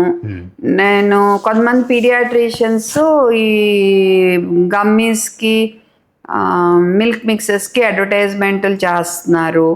వాళ్ళకి మిలియన్స్ ఫాలోవర్స్, మిలియన్స్, 1 మిలియన్ అంటే 10 లక్షలు, మనకి మిలియన్స్ అంటే కోటి నుంచి ఒక 20-30 లక్షల వరకు ఫాలోవర్స్ ఉన్నాళ్ళు. వాళ్ళ గురించి రాశాను, ఏం రిప్లై లేదు. మరి ఎన్ఎంసీ రూల్స్కి వ్యతిరేకంగా చేస్తున్నారు. అండ్ ఈ మిల్క్ మిక్సెస్, గమ్మీస్ ఇలా వీళ్ళు ప్రజలకి అమ్మి వాళ్ళ బిడ్డలకు నష్టమే తప్ప పెద్ద లాభం లేదు. మరి రూల్స్ ప్రకారం మేము డాక్టర్స్ అసలు అడ్వర్టైజ్మెంట్సే చేయకూడదు, ఎండోర్స్మెంట్స్ చేయకూడదు. ఎన్ఎంసీ స్ట్రిక్ట్ రూల్ ఉంది అది. ఇప్పుడు మీరు సోషల్ మీడియాకి వెళ్ళండి, ఎంతమంది పిల్లల డాక్టర్లు, డర్మటాలజిస్ట్, డెంటిస్ట్లు, ఈవెన్ మొన్న గమ్మీస్కి, మిల్క్ మిక్సెస్కి మొన్న ఆర్థోపెడిషియన్ కూడా ఎవరినో చూసా అడ్వర్టైజ్మెంట్ చేయటము. ఆయుష్ వాళ్ళు ఎన్ఎంసి కిందకి రారనుకుంటా, ఆయుష్ మినిస్ట్రీ వాళ్ళు చేస్తున్నారు. సో అంటే మరి రూల్స్ ఏమవుతున్నాయి? Why you are allowing them? ఇది ఎందుకు ఎండార్స్ చేయకూడదు? ఎందుకు డాక్టర్స్ సంపాదించుకోకూడదు? అడ్వర్టైజ్మెంట్లు చేసని మీరు అడగొచ్చు. చేయకూడదు, ఎందుకో చెప్తా నేను. ఇప్పుడు రేపు ఫస్ట్ ఇది రూల్కి వ్యతిరేకం. పోనీ అలౌడ్ అన్నా కూడా అది అంత ఎథికల్ కాదు. ఎందుకంటే ఇప్పుడు రేపు నేను ఒక సరే ఇది మంచిదే, మిల్క్ మిక్సీలు ఇవన్నీ కాదు, ఏదో మంచి దానికోసమే చేశాను అనుకోండి, క్రీమ్, బాడీ క్రీమ్, ఇది మంచిది అనుకున్నా, నేను అడ్వర్టైజ్మెంట్ చేశా, డబ్బులు తీసుకున్నా వాళ్ళ దగ్గర. రేపు ఇంకో మంచి క్రీమ్ వచ్చింది దీనికంటే మంచిది, మరి వీళ్ళ దగ్గర డబ్బులు తీసుకున్నాగా నేను, మరి ఇంకో అది ఎలా ప్రిస్క్రైబ్ చేస్తా? ఓకే, కుదరదుగా, బయస్ వచ్చేస్తుంది కదా. సో చేయకూడదు. ఫస్ట్ ఇప్పుడు ఇండియన్ అకాడమీ ఆఫ్ పీడియాట్రిక్స్ అన్నారు మీరు, కాన్ఫరెన్స్లకి డబ్బులు అవసరం, కరెక్టే. ఫార్మా కంపెనీస్ ఇస్తాయి కాన్ఫరెన్సెస్ అరేంజ్ చేయటానికి, okay fine, fair enough, okay. కానీ ఇప్పుడు ఈ కంపెనీ ఏది, ఈ ఓఆర్ఎస్ఎల్ ఇక్కడ ఉంది, ఓఆర్ఎస్ఎల్ ఈ కంపెనీ ఎన్నేళ్ళ నుంచో ప్రజారోగ్యంతో ఆడుకుంది, ఓకే. సరే పోనీ ఐఏపీ వాళ్ళకి తెలియదు అనుకుందాం. పోనీ నేను 2020 సుమారుగా 20 నుంచి 21 నుంచో స్టేట్ ఐఏపీ వాళ్ళకి చెప్తానే ఉన్నాను, వాళ్ళతో ఫోనుల్లో మాట్లాడాను, ప్రెసిడెంట్లతో, సెక్రటరీలతో, ట్రెజరర్లతో. 2023 నుంచి అనుకుంటా సెంట్రల్ ఐఏపీకి రాయటం మొదలు పెట్టాను ప్రెసిడెంట్స్కి. వీళ్ళు స్టాల్స్ పెట్టొద్దు, ఇది అన్యాయం, వీళ్ళు పిల్లల ఆరోగ్యంతో ఆడుకుంటున్నారు, వీళ్ళ దగ్గర నుంచి కాన్ఫరెన్సుల కోసం డబ్బులు తీసుకోవద్దు, వీళ్ళని పేరు మార్పించమని మీరు గట్టిగా అడగండి, పేరు మార్చమని. ఎవ్వరు నన్ను పట్టించుకోలేదు, ఎగతాళి చేశారు, ఎక్కిరిచ్చారు. ఇది విల్ఫుల్ ఇగ్నోరెన్స్ కాదు, క్రాస్ ఇగ్నోరెన్స్, తెలిసి చేసింది తప్పు. తెలిసి చేసిందే కదా, మరి మనీ పవర్ కదా. కాన్ఫరెన్స్కి వెళ్ళి డబ్బులో మరి వెనకేం జరుగుతుందో మనకు తెలీదు, బట్ జరిగింది ఇది. ఎవ్వరు సపోర్ట్ చేయాల, నేను ఒక్కదాన్ని మొండిగా నిలబడ్డా. ఇప్పుడు సపోర్ట్ కొంతైనా వస్తుంది వేరే పీడియాట్రీ, అది మారల్ సపోర్టే, ఓపెన్ గా కాదు. అండ్ సోషల్ మీడియాలో ఉన్న డాక్టర్స్ సపోర్ట్. అదర్వైజ్ ఇప్పటికీ ఈ బ్యాటిల్ ఈజ్ మైన్ ఓన్లీ. ఇప్పటికీ నేను ఒక్కదానే ఫైట్ చేస్తున్నాను. ఇది మళ్ళా కన్ఫ్యూజ్ అవుద్ది, స్టోరీ రిపీట్ అవనివ్వద్దు అని ఇప్పటికీ నేను చేస్తున్నాను. ఇప్పుడు ఐఏపీకి రాస్తే వీళ్ళు నా గురించి స్మియర్ క్యాంపెయిన్ మొదలు పెట్టారు, నా గురించి చెడుగా ప్రచారం మొదలు పెట్టారు. ఈమె పబ్లిసిటీకి చేస్తుంది, ఈమెకి సోషల్ మీడియాలో పేజీలు ఉన్నాయి, ఈమెకి డబ్బులు వస్తాయి. అండ్ ఇంకా ఘోరంగా ఇప్పుడు ప్లాన్ ఏం చేశారంటే, ఈమె చేసిన క్యాంపెయిన్ వల్ల ఓఆర్ఎస్ మంచిది కాదనుకుంటున్నారంట జనం అందరూ. మనం మళ్ళీ ఓఆర్ఎస్ మంచిది డైరియాకి అని మనం క్యాంపెయిన్ మొదలు పెట్టాలని అదొకటి విన్నాను. ఇప్పుడు నా రూమ్కి వచ్చి ఎంతమంది కళ్ళ నీళ్ళు పెట్టుకుంటారో, మేడం మాకు తెలియక ఇది ఓఆర్ఎస్ అనుకుని ఇచ్చాం మా బిడ్డలకి, ఇప్పుడు మాకు ఏ ఓఆర్ఎస్ కరెక్టో తెలుసు అంటారు. మా ఫ్రెండ్ మొన్న చెన్నైలో మెడికల్ షాప్కి వెళ్ళి ఓఆర్ఎస్ని అడిగి 20 షాపులకి వెళ్తే 20 షాపుల్లోనూ వాళ్ళు ఓఆర్ఎస్ ప్యాకెట్లే ఇచ్చారు, శాషెస్. Positive change. కరీంనగర్ లో students, Pratibha medical college students వెళ్ళి అడిగితే ఇవే ఇచ్చారు, పాజిటివ్ చేంజ్. ఓకే. అండ్ నా మీద అంటున్నారు, ఏమంటున్నారు, దీని వల్ల అసలు ఓఆర్ఎస్ మంచిది కాదని జనమందరూ అనుకుంటున్నారంట. కొంతమంది ఆ కన్ఫ్యూజన్ లో ఉండొచ్చు, బట్ ఎంత మందిలో మార్పు వచ్చిందో మీకే తెలుసు. ఇప్పుడు ఈవెన్ మెడికల్ షాప్ వాళ్ళలో కూడా మార్పు వచ్చింది. మనం ఇలా ఇవ్వకూడదు తప్పుగా అని వాళ్ళలో కూడా మార్పు వచ్చింది.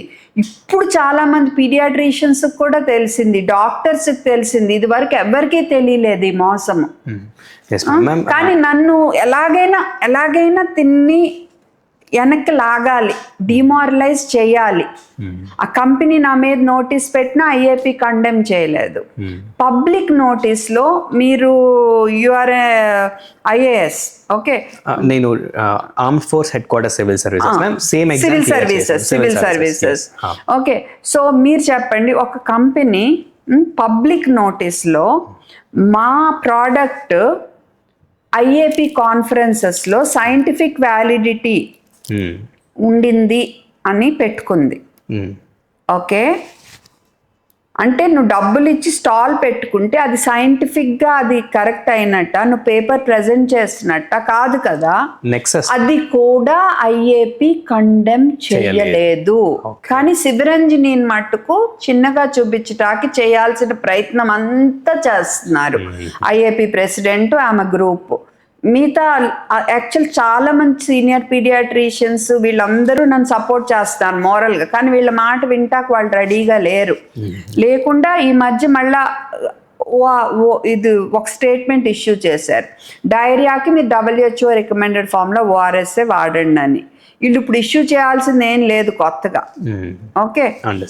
తర్వాత ఎలక్ట్రోలైట్ డ్రింక్స్ ఫీవర్లో ఇట్లా ఇవ్వండి అని పెట్టారు. అసలు ఐఏపీ పెట్టాల్సిన అవసరం ఏంటి? అది నార్మల్ అండ్ నేచురల్.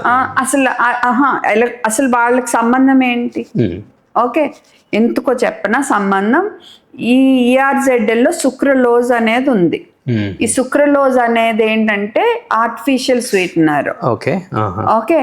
ఇది రోజు తాగకూడదు, ఎప్పుడన్నా మేబీ ఓకే, అది కూడా 2 ఏళ్ళ పిల్లలకి నాట్ ఓకే.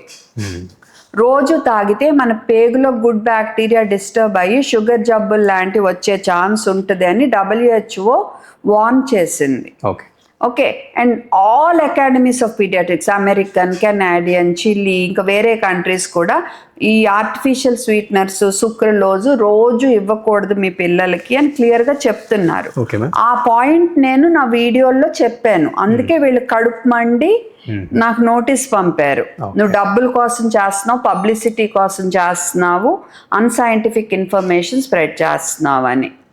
సో ఆ నోటీస్ని కండెమ్ చేయకపోగా సుక్రలోజ్ సేఫ్ అని వీళ్ళు స్టేట్మెంట్ ఇచ్చారు ఐఏపీ.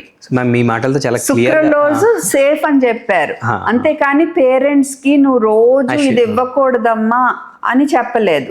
అండ్ వేరే ఆర్టిఫిషియల్ స్వీట్నర్స్ గురించి మాట్లాడలా, దీని గురించే మాట్లాడారు. దీన్ని బట్టి మీకు ఏం అర్థం అవుతుంది? నేనేం చెప్పండి. ఒకటి, నేషనల్ లెవెల్లో ఉండాల్సిన regulatory body it's not doing its work properly. Regulatory కాదు, ప్రొఫెషనల్ బాడీ, పాలసీస్ పీడియాట్రిక్స్ గురించి, something which is very close related to you, which should ideally stand by your side. మీ సైడ్ మాట్లాడాల్సిన పిల్లల side, and of course because it's a professional body, అందుకే మీ side అన్నాను. It's not taking your side. So it's a blatant violation of, I would say, constitution ma'am. What they are doing is, ఎవరు కొంగి నమస్కారాలు పెడుతున్నారు చెప్పండి? కంపెనీకి. Exactly. And authority మీరు అన్నారు కదా, రెగ్యులేటరీ బాడీ, నెలన్నరలో అసలు FSSAI అలా పర్మిషన్ ఎలా ఇచ్చిందండి? ఇన్స్టిట్యూషనల్ క్యాప్చర్, అంతే. నెక్స్ట్ ఇంకొక ఇంపార్టెంట్ ఆస్పెక్ట్, చైల్డ్హుడ్ ఒబేసిటీ బాగా పెరిగిపోయిందా, మీరు అబ్జర్వ్ చేసే ఉంటారు. అండ్ మనం ఇప్పుడు మాట్లాడుతున్న ఏదైతే ఉందో, this is also a closely related aspect. అవును, షుగరీ డ్రింక్ కదా, ఎంతెంత తాగేశారు. మొన్న ఒక డెంటిస్ట్ నాకు కనపడ్డారు. సో ఆయన చెప్తున్నారు, మా అబ్బాయి ఇది హెల్త్ డ్రింక్ అనుకుని రోజు 3-4 తాగేవాడు. మీరు ఇష్యూ రేస్ చేసే వరకు నాకు అసలు ఐడియానే రాలేదు మేడం, ఇప్పుడేమో నాకు బోల్డంత కోపం వచ్చేస్తుంది అన్నారు. అంటే రోజుకు 3 ప్యాకెట్లు అంటే 15 టీ స్పూన్ షుగర్. అంటే ఇండియాలో హైయెస్ట్ మాల్ న్యూట్రిషన్ ఉన్న వరల్డ్లో హైయెస్ట్ మాల్ న్యూట్రిషన్ ఉన్న కంట్రీ ఇండియానే. అలాగే highest obesity, second highest obesity ఉన్న కంట్రీ కూడా ఇండియానే ma'am. One of the highest malnutrition and obesity ఉన్న కంట్రీ కూడా. ఎగ్జాక్ట్లీ. అంటే the point I'm trying to say ma'am, school canteens especially ఒకప్పుడు చక్కగా మా చిన్నప్పుడు మ్యామ్ సీజనల్ ఫుడ్ లేకపోతే ఏదైతే locally available food, culturally appropriate food తింటుండేవాళ్ళం. అంటే junk, though it is called junk, అందులో it's not dangerous to health. కానీ ఇప్పుడు క్యాంటీన్స్లో మ్యామ్ మీరు చూస్తే the kind of food that is available. నేను రీసెంట్గా ఒక బంజారా హిల్స్లో ఒక వెరీ పాపులర్ స్కూల్ అనమాట, and it's considered as one of the best schools for CBSE education. అక్కడికి వెళ్తే వాళ్ళ క్యాంటీన్లో the kind of food they are selling to students, అది as a doctor I can say it's unhealthy and one extent ముందుకెళ్ళి కూడా చెప్పొచ్చు it's dangerous ma'am regular బేసిస్లో పిల్లలు కన్జ్యూమ్ చేస్తే. ఈ క్యాంటీన్ పాలసీ గురించి మీ ఒపీనియన్ ఏంటి? అంటే నాట్ ఎగ్జాక్ట్లీ క్యాంటీన్ పాలసీ, క్యాంటీన్లో ఏమి ఉండాలి? స్కూల్స్ అనే కాదు, హాస్పిటల్స్ చూడండి. జపాన్లో ఇలాంటి చోట్ల హాస్పిటల్స్లో మీకు ఓన్లీ స్టేపుల్ ఫుడ్స్ ఉంటాయి. మన హాస్పిటల్ క్యాంటీన్స్లో జంక్ మీద జంక్ ఉంటుంది. స్కూల్ క్యాంటీన్స్లో అసలు రూల్ ఉంది. డాక్టర్ రేఖా మ్యామ్ అని, రేఖా హరీష్ గారు, very strong supporter of my cause, the cause I am fighting for, and she has fought. She's a very brave lady who has actually stood up to multinational companies and ensured that ఈ sugar laden sugar ఎక్కువగా ఉండే అన్ని school canteens కనీసం వీళ్ళైతే 200 మీటర్లను అడిగారు. చివరికి ఆ pharma అదే కంపెనీలు ఇళ్ళు లాబీ చేసి 50 మీటర్లు తెచ్చారు. అంటే స్కూల్ ఇక్కడ ఉంటే 50 మీటర్ల దూరం వరకు మీరు ఈ షుగర్ ఎక్కువ ఉన్న బిస్కెట్లు ఈ చాక్లెట్లు అమ్మకూడదని. కాకపోతే అప్పుడు సోషల్ మీడియా అది లేదు కాబట్టి అలాంటి డాక్టర్స్ పేరు ఎవరికి తెలీదు, డాక్టర్ రేఖా హరీష్ అని. సో మీరు అన్న క్యాంటీన్ పాలసీ గురించి దాని గురించే చెప్తున్నా. ఇప్పుడు అలా ఉండకూడదు, కానీ మీరు ఇప్పుడు చెప్తున్న దాన్ని బట్టి స్కూల్లోనే ఉంటున్నాయి 50 మీటర్లు స్కూల్లోనే అంటే రూల్ ఉంది. ఎందుకంటే authorities are not doing their work. Food and drug administrators they are not doing their work properly. ఎవరు చేయటం లేదు. Corruption is at its peak. True ma'am. And కొద్దో గొప్ప డాక్టర్స్ కానీ లేకపోతే వెల్ ఇంటెన్షన్డ్ ఇండివిజువల్స్ క్రియేట్ చేసిన అవేర్నెస్ కూడా ఒక్కసారిగా సెలబ్రిటీ ఎండార్స్మెంట్స్తో పోతుంది, మటాష్ అయిపోతుంది. ఎగ్జాక్ట్లీ. ఇందాక మీరు కూడా చెప్తుండే అది ఎలా ma'am, how to address this ఈ సెలబ్రిటీ? ఇందాక నేను చెప్పినా కదా, ఇప్పుడు కాజోల్ వస్తారు చాకోస్ అడ్వర్టైజ్మెంట్కి, వాళ్ళు ఏం చెప్తారు, ఇందులో ఫైబర్ ఉంది, చాకోస్ మేము మైదా వాడలేదు. ప్రజలు ఏం వినాలనుకున్నారు అది చెప్తున్నారు. ఎంత చక్కెర ఉంది, ఈ స్టిక్కీగా ఉంటాయి పళ్ళకి, దీనివల్ల నష్టం యాక్చువల్గా. ఓకే, సో మిగతా ఈ ఇంకా వేరే ఏమేమి ఉన్నాయి ఇవేం చెప్పరు. ఓకే, సో చాకోస్ యాక్చువల్గా మనకు మంచిది కాదు, బట్ మీరు ఎలా అడ్వర్టైజ్మెంట్ చేస్తున్నారంటే ఇదేదో మంచి హెల్దీ ఫుడ్ లాగా అడ్వర్టైజ్మెంట్ చేస్తున్నారు. ఓకే, సో అండ్ ఆమె మదర్ సెలబ్రిటీ చిన్నపిల్లాడితో చేపిస్తున్నారు, ఎమోషనల్ వాల్యూ వెంటనే అంత కనెక్ట్ అయిపోతారు, డబ్బులు పడేసుకుంటారు, అది మంచిది అనుకుంటారు. అవును మ్యామ్, ఇట్స్ యాక్చువల్లీ చాలా డేంజరస్ అండ్ ప్రాబ్లం ఏంటంటే మ్యామ్ సెలబ్రిటీ ఎండార్స్మెంట్ని రెగ్యులేట్ చేసేదానికి ప్రాపర్ రూల్స్ కూడా లేవు. ఇప్పుడు సమంత ఉన్నారు, she made a conscious decision, at least నాకు తెలిసినంత వరకు. ముందు ఎండార్స్మెంట్ చేసి ఉండొచ్చు, బట్ ఇప్పుడు అన్హెల్తీ ఫుడ్స్ నేను ఎండార్స్ చేయను అని తీసుకున్నారు తను డెసిషన్. మరి ఈ మధ్య ఎక్కడ నాకు తెలిసి నేను చూడలే తను అన్హెల్తీ ఫుడ్స్కి ఎండార్స్మెంట్స్ చేయటం. బట్ సప్లిమెంట్స్ చేస్తున్నారు ఆమె, అది కూడా అంత మంచి ఐడియా కాదు నిజం చెప్పాలంటే. న్యూట్రాస్యూటికల్స్ రెగ్యులేషన్ అసలు లేదు, వెరీ అన్రెగ్యులేటెడ్. అది అసలు టోటలీ అన్రెగ్యులేటెడ్. అసలు సప్లిమెంట్స్ అనేవి ఎందుకు మనకి? మంచిగా మంచి ఆహారం తీసుకుంటే సరిపోతుంది. ఎప్పుడన్నా అవసరమైనప్పుడు కొన్ని గైడ్ లైన్స్ ఉంటాయి మనకి, సంవత్సరంలో పిల్లలకి విటమిన్ డి ఇవ్వాలని, పూర్తిగా తల్లిపాల మీదే ఉంటే పిల్లలకి 4 నెలల నుంచి ఒక 2-3 నెలల్లో 4 నెలల్లో ఐరన్ ఇవ్వాలని, ప్రీటర్మ్ అయితే ఇంకొన్ని గైడ్ లైన్స్ ఉన్నాయి. ఆర్ ఎనీమియా ఉందనుకో అప్పుడు ఐరన్ ఇస్తాము, ఆర్ విటమిన్ డి తక్కువ ఉన్న లక్షణాలు ఏమైనా ఉంటే అప్పుడు టెస్ట్ చేపించి అవసరం బట్టి ఇస్తాము. సో అసలు ఏమీ తింటలేదు అనుకో సరిగ్గా, ఫ్రూట్స్ వెజిటేబుల్స్ టెంపరీగా పోనీ ఇస్తాము. ఓకే, ఈ లోపు తల్లిదండ్రులకి ఇలా అలవాటు చేయాలమ్మా, ఇలా అలవాటు చేయాలని నేర్పించుకుని నెమ్మదిగా వాళ్ళు నేర్పించుకోవాలి. సో అలా అవసరం బట్టి ఇస్తాము. ఓకే, సో ఇది కూడా చాలా పెద్ద మార్కెట్ అయిపోయింది. And fear of missing out. మా పక్కింటి వాళ్ళు ఇస్తున్నారు, నేను ఇవ్వట్లా, నా బిడ్డకి వాళ్ళు ఇస్తున్నారు, నేను ఇవ్వట్లా, నేను ఏదో తక్కువ చేసేస్తున్నానా నా బిడ్డకని ఒక భయం వచ్చేస్తుంది పేరెంట్స్కి. దాంతో వాళ్ళు కూడా అది ఇచ్చేయాలని చూస్తున్నారు. ఇప్పుడు గమ్మీస్ కల్చర్ అలాగే వచ్చింది. అసలు గమ్మీస్ నుంచి విటమిన్స్ అయి సరిగ్గా అబ్జార్ప్షన్ కూడా సరిగ్గా కరెక్ట్గా ఉండదు. అండ్ ఆ తీపికి అలవాటు పడ్డారనుకో, షుగర్ లేకపోయినా దాన్ని తీపి చేస్తారు. న్యాచురలీ స్వీట్ అంటే ఏదైనా అనమనండి, తీపి అలవాటు అయితే తీపి అడుగుతారు పిల్లలు. తీపి తీపి తీపి తీపి ఒబిసిటీ మీరు ఇందాక అంది. అండ్ అయితే వాళ్ళకి నచ్చి ఎక్కువ తినేసారంటే విటమిన్ టాక్సిసిటీ, డేంజర్ లెవెల్కి వెళ్ళిపోద్ది విటమిన్. ఓకే, ఇవన్నీ కాకుండా మీరు షుగర్ వేయకపోయినా పళ్ళకు అతుక్కుంటాయి కాబట్టి, షుగర్ ఉంటే ఇంకా పళ్ళు పుచ్చిపోతాయి, అండ్ పళ్ళకు అతుక్కుంటాయి కాబట్టి పుచ్చిపళ్ళు. సో లాభం కంటే నష్టమే ఎక్కువ. అండ్ 4 ఏళ్ళ పిల్లలకైతే గొంతులు అడ్డం పడితే ఎంతో డేంజర్ అసలు అది. చోకింగ్ హజార్డ్ కూడా ఉంది అసలు విండ్ పైపులు అడ్డం పడితే. కానీ అడ్వర్టైజ్మెంట్స్ పీడియాట్రిషియన్స్ కూడా చేశారు. నేను ఎన్నోసార్లు సోషల్ మీడియాలో గట్టిగా వాళ్ళ గురించి, పీడియాట్రిషియన్స్ అంతా మన సిటీలో గైనకాలజిస్ట్ కూడా కామెంట్ చేశారు. వీళ్ళందరి గురించి నేను గట్టిగా మాట్లాడితే ఫస్ట్లో నాకు కూడా ట్రోలింగ్ వచ్చింది. ఏంటి వీళ్ళు పెట్టిస్తారు కదా ఎవరొకళ్ళతో, చివరికి వాళ్ళందరూ దిగొచ్చారు, అందరూ మానేశారు. మా నైబర్ ఒక ఆవిడ ఒకసారి నా వైఫ్ని అడుగుతుండే అనమాట, మా పాపకి పిల్క్ ఇద్దాం, పిల్క్ అంటే ప్లాంట్ బేస్డ్ మిల్క్, ఎందుకు అంటే అంటే జస్ట్ లైక్ దట్, అంటే రీజన్ ఏం లేదు, అంటే అందరూ ఇస్తున్నారు అంటే అప్పుడు we don't have an answer. అసలు ఫ్రాంక్లీ సెయింగ్ నాకు అసలు పిల్క్ అంటే ఏంటో కూడా తెలియదు. నార్మల్ మిల్క్ కూడా ఇవ్వచ్చు, I don't know how much difference రెండింటికి ఏముంటుందో అని. అండ్ మ్యామ్ అంటే మిల్క్ అంటే ఇప్పుడు 2 ఉన్నాయి. ఒకటి మేబీ షీ వాంటెడ్ తను వీగన్ వైపు ఏమైనా మొక్కు చూపి ఇవ్వాలనుకున్నారేమో నాకు తెలీదు, అదొక పాయింట్. రెండోది ఏంటంటే మిల్క్ వల్ల ప్రికాషియస్ ప్యూబర్టీ, అంటే ఎర్లీగా ఆడపిల్లలు మెచ్యూర్ అవటం అనే సమస్య వస్తుంది అనేది ఒక అపోహ పడిపోయింది. సో అందుకని మిల్క్ మానేస్తున్న వాళ్ళు కూడా చాలా మంది ఉన్నారు.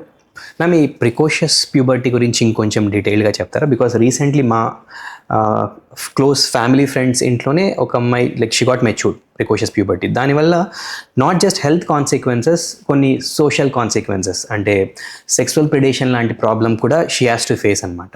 As a pediatrician what's your take on this?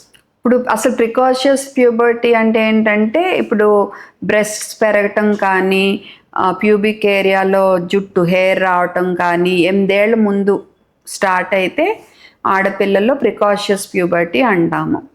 అలా మొదలైతే ఆల్మోస్ట్ 10 ఏళ్ళ వయసు కల్లా పీరియడ్స్ అవి వచ్చేస్తాయి. Okay, so precautious puberty definition ఇది. కానీ అది 2 రకాలు. ఒకటి మన బాడీలో పిట్యూటరీ వల్ల కానీ, ఎడ్రీనల్ గ్రంథి వల్ల కానీ, లేదా థైరాయిడ్ సమస్యలు, ఓవరీ సమస్యలు, వీటి వల్ల ఏమన్నా వచ్చిందా, లేదా నార్మల్గా రావాల్సిందే ముందు వచ్చిందా, ఈ 2 కారణం ఏంటో ఫస్ట్ చూడాలి మనము. ఇప్పుడు నార్మల్గా రావాల్సిందే ముందు వచ్చింది అనుకో, తన చుట్టూ ఉన్న పిల్లలేమో మామూలుగా ఉన్నారు, ఈ పిల్లేమో సడన్గా హైట్ ఎదుగుద్ది, ఆడపిల్లల్లో కనపడే చేంజెస్ కనపడతాయి. అండ్ మీరు అన్నట్టు మళ్ళీ మగపిల్లలు పెద్దవాళ్ళు వీళ్ళు ఈ పిల్లని మీరు అన్నట్టు ప్రిడేటర్స్ ఉంటారు కదా, అబ్యూస్ చేయటానికి చూడొచ్చు. సో అండ్ తిను కూడా బిడియంగా ఫీల్ అవ్వచ్చు, అందరూ ఒకలా ఉన్నారు, నేను వేరేగా ఉన్నాను, అకాడమిక్స్ మీద కూడా ఉంటుంది. తర్వాత తొందరగా పీరియడ్స్ వచ్చేసి అనుకో, 9.5 ఏళ్ళ పిల్ల పీరియడ్స్ని ఎలా హ్యాండిల్ చేయగలదా, మెంటల్ పరిపక్వత ఉండదు కదా, మానసిక పరిపక్వత. సో అది మనకి సమస్య. తర్వాత ఇంకోటి, నిజంగానే ఏదన్నా ప్రాబ్లం వల్ల వచ్చింది అనుకోండి, మనం అది సాల్వ్ చేయాలి. ఓకే, ఈ గ్రంథుల వల్ల ఏదన్నా ప్రాబ్లం వచ్చినా. సో అండ్ ఎందుకు ఈ మధ్య ఈ గ్రంథుల సమస్య పక్కన పెడదాం, నార్మల్గా కూడా ముందు ఎందుకు వస్తుంది అంటే, ఎండోక్రైన్ డిస్రప్టర్స్ అనేవి మన చుట్టూ ఉన్న ఎన్వైరన్మెంట్లో పెరిగిపోయినాయి. మన చుట్టూ ఉన్న ప్రకృతిలో. అంటే ఏ రకంగా అంటే, ఇప్పుడు ప్లాస్టిక్, బీపీఏ ఉన్న ప్లాస్టిక్, బీపీ ఉన్న ప్లాస్టిక్, ఇదొకటి. దీని గురించి గట్టిగా అంటున్నారు. పెస్టిసైడ్స్ గురించి అంటున్నారు, ఎయిర్ పొల్యూషన్ గురించి అంటున్నారు, కాస్మెటిక్స్ కూడా ఒంటికి రాసుకునే క్రీములు, అండ్ మన రూముల్లో కెమికల్స్, ఆ స్ప్రే ఈ క్లీనింగ్ లిక్విడ్ అని వాడేస్తున్నాము. దెన్ కన్స్ట్రక్షన్ వేస్ట్, ఇవన్నిటి వల్ల కూడా మన వాతావరణం, మన చుట్టూ ఉన్న ప్రకృతిలో వస్తున్న ఈ మార్పుల వల్ల, అండ్ జంక్ ఫుడ్ వీటన్నిటి వల్ల కూడా ఈ పీరియడ్స్ అనేవి ముందుకి వస్తున్నాయి అనేది ఒక కాన్సెప్ట్. ఎండోక్రైన్ అంటే గ్రంథులకు సంబంధించింది, హార్మోన్ సెక్రీట్ చేసే గ్రంథులకు సంబంధించింది. డిస్రప్టర్ అంటే ఏంటి? దాన్ని నాశనం చేసేది. సో ఆ బ్యాలెన్స్ నాశనం చేయటం వల్ల ఇలాంటివన్నీ నాన్ స్టిక్ కుక్వేర్, టెఫ్లాన్ ఇలాంటివి ఇవన్నిటి వల్ల కూడా అని అంటున్నారు. పెస్టిసైడ్స్ వల్ల అంటున్నారు. కొన్ని అపోహలు ఏంటంటే సోయాబీన్ అపోహ అంటే కొన్ని రోజులు అన్నారు సోయాలో ఫైటోఇస్ట్రోజన్స్ ఉంటాయి, దాని వల్ల రావచ్చని. బట్ దానికి స్ట్రాంగ్ ప్రూఫ్ లేదు. కాబట్టి అప్పుడప్పుడు తింటే అయితే నష్టం లేదు. మేబీ రోజు అదే పనిగా తింటే ఏమన్నా ఉంటుందేమో, ఇంకా క్లారిటీ లేదు. అలాగే పాలు, గుడ్లు వల్ల వాళ్ళకి ఇచ్చే హార్మోన్స్ వల్ల, ఆవులు, గేదెలకి, కోడులకి ఇచ్చే హార్మోన్స్ వల్ల అనేది ఒక అపోహ. అది కూడా కరెక్ట్ కూడదు. దానికి కూడా ఇప్పుడు క్లియర్ కట్ లేదు. మెయిన్లీ వాళ్ళు మేతలో ఉన్న పెస్టిసైడ్స్ మనకి చేరటం వల్ల అయితే అవ్వచ్చు, కానీ హార్మోన్ ఇంజెక్షన్స్ వల్ల కాదు అంటున్నారు. సో బట్ రీసెర్చ్ మారుతూ ఉంటుంది. ప్రస్తుతం ఉన్న స్టేట్ అయితే ఇదే. Understood ma'am. ఇంకొక major issue PCOD or PCOS. I know ఇది ప్రైమరీలీ గైనకాలజిస్ట్లో హ్యాండిల్ చేస్తారు, బట్ నా ఒపీనియన్లో దీనికి ఫౌండేషన్ చిన్న ఏజ్లోనే పడిపోతుంది మ్యామ్. ఓవరీస్ హెల్త్ అనేది వాళ్ళు చైల్డ్గా ఉన్నప్పుడే. యాజ్ ఎ పీడియాట్రిషియన్ దీని గురించి మీ కమెంట్ మ్యామ్. అంటే PCOS అంటే ఏమవుతుందంటే ఓవరీలో చిన్న చిన్న సిస్టులు ఫామ్ అవుతాయి. అలా ఫామ్ అయినప్పుడు వాళ్ళకి కొంతమందికి ఏమీ లక్షణాలు బయటపడకపోవచ్చు, కొంతమందికి లక్షణాలు ఉంటాయి. కొంతమందికి మొటాలు ఎక్కువ రావచ్చు, కొంతమందికి ఫేస్ మీద అది జుట్టు ఎక్కువ పెరగవచ్చు, మీసలు ఉండే చోట, గెడ్డం ఉండే చోట ఎక్కువ హెయిర్ పెరగవచ్చు. కొంతమందికి ఇది పిల్లలు పుట్టే సమస్య, ఇన్ఫర్టిలిటీ సమస్యలు ఎదురవ్వచ్చు. కొంతమందికి ఒబిసిటీ, ఎక్కువ లావ్ అవ్వటం, ఇటువంటి సమస్యలు ఎదురవ్వచ్చు ముఖ్యంగా PCOSలో. సో ఇది క్లియర్ కట్గా ఎవరు ఎగ్జాక్ట్ రీజన్ చెప్పలేకపోతున్నారు. కానీ ఇప్పుడు నేను అన్నా చూసారా, మనం తినే ఫుడ్, ఈ మార్పులు, ఇది ఒకటి చెప్పబడుతుంది. ఎక్కువ జంక్, ఈ పిచ్చి ఫుడ్లు ఇవన్నీ తింటము, నిద్రలు సరిగ్గా లేకపోవటము, స్ట్రెస్ ఎక్కువైపోవటము, అదొకటి, ఆడకపోవటము, కొంత ఫ్యామిలీల్లో జెనెటిక్ బేసిస్, ఈ రెండు చెప్పబడుతున్నాయి. సో జెనెటిక్ మన కంట్రోల్లో అంత ఉండదు, బట్ రెండో ఫ్యాక్టరే మెయిన్. ఇది మనం జాగ్రత్తగా తినటము, బ్యాలెన్స్డ్గా తినటము, అతిగా తినకపోవటము, మంచి ఎక్సర్సైజ్ ఉండేట్టు చూసుకున్నాం అనుకోండి, మన బాడీలో ఇన్సులిన్ రెసిస్టెన్స్ అనేది తగ్గుద్ది. ఇన్సులిన్ అనేది మనకు ఒక మంచి హార్మోన్ అన్నమాట. ఆ హార్మోన్ ఏం చేస్తుందంటే మన బాడీలో మనం తినేది సరిగ్గా చేరేట్టు చూస్తుంది. ఎప్పుడైతే ఈ ఇన్సులిన్ ఎప్పుడైతే మనకి కొంచెం వెయిట్ లావ్ అయ్యామో, ఈ ఇన్సులిన్ పనిచేసే తీరు సరిగ్గా ఉండదు, పనిచేయనివ్వదు బాడీ. సో దాన్ని ఇన్సులిన్ రెసిస్టెన్స్ అంటాం. దానివల్ల మళ్ళా PCOS ఎక్కువ అవుద్ది, దానివల్ల మళ్ళా లావ్ ఎక్కువ అవుతాం, మళ్ళీ ఇన్సులిన్ రెసిస్టెన్స్ పెరుగుద్ది. ఇది ఒక సైకిల్ అన్నమాట. అందుకనే కొంచెం వెయిట్ తగ్గటం, కొంచెం ఎక్సర్సైజ్ అది బాగా ఉండేట్టు చూసుకుంటే చాలా వరకు మనం దీన్ని కంట్రోల్లో పెట్టొచ్చు, అదుపులో పెట్టొచ్చు. అండ్ మందులు కూడా ఉన్నాయి, బట్ అది నా ఫీల్డ్లో కాదు కాబట్టి I don't want to comment. Okay, understood ma'am. Ma'am, attention deficit hyper activity disorder, ఇది నిజంగానే డిసీజా మ్యామ్, లేకపోతే సొసైటల్ ఫెయిల్యూరా? అటెన్షన్ ఇవ్వలేక చైల్డ్ ఫేస్ చేసే ఒక సైకలాజికల్ కండిషన్కి డిసీజ్ అనే పేరు పెట్టామా?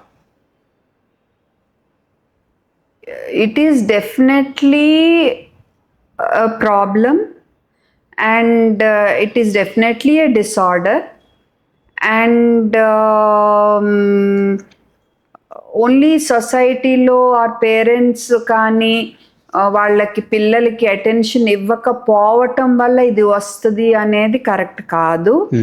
ఓకే, చాలా ఫ్యామిలీస్లో ఇంచక్కగా అందరూ వాళ్ళ చుట్టూ మంచిగా కబుర్లు చెప్పి మంచిగా చూసుకునే ఫ్యామిలీస్లో కూడా మనం ADHD అనేది ఉండటం చూస్తాము. It's a proper diagnosis only ఉంది. ఓకే, కాకపోతే అలాగే ఆటిజం స్పెక్ట్రమ్, ఆటిజం అది కూడా it is a neuro developmental variation. అది అంటే మామూలుగా ఎక్కువ మంది జనం ఒక రకంగా బ్రెయిన్ డెవలప్ అవుతుంటే ఈ పిల్లల బ్రెయిన్ డెవలప్మెంట్ కొంచెం డిఫరెంట్గా ఉంది అనేది ఇప్పుడు చెప్తారు.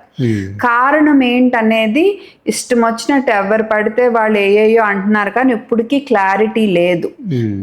ఇప్పుడు ఉన్న హైపోథెసిస్ అంటే ఇప్పుడు వరకు మనకు అర్థమైంది ఏంటంటే ఆల్రెడీ వాళ్ళ జీన్స్లో అది వచ్చే తత్వం ఉంటే మన చుట్టూ జరుగుతున్న మార్పులు, అది ఎక్కువ స్క్రీన్ టైం కానివ్వండి, ఆర్ మనం తినే ఫుడ్ కానివ్వండి, పొల్యూషన్ కానివ్వండి, ఇవన్నీ కూడా, ఆర్ పేరెంట్స్ ఎక్కువ పిల్లలతో టైం స్పెండ్ చేయలేకపోవటం కానివ్వండి, ఇవన్నీ యాడ్ అవ్వటం వల్ల మేబీ ఈ రోజుల్లో మనం అది ఎక్కువ చూస్తున్నామేమో అనేది అంటున్నారు.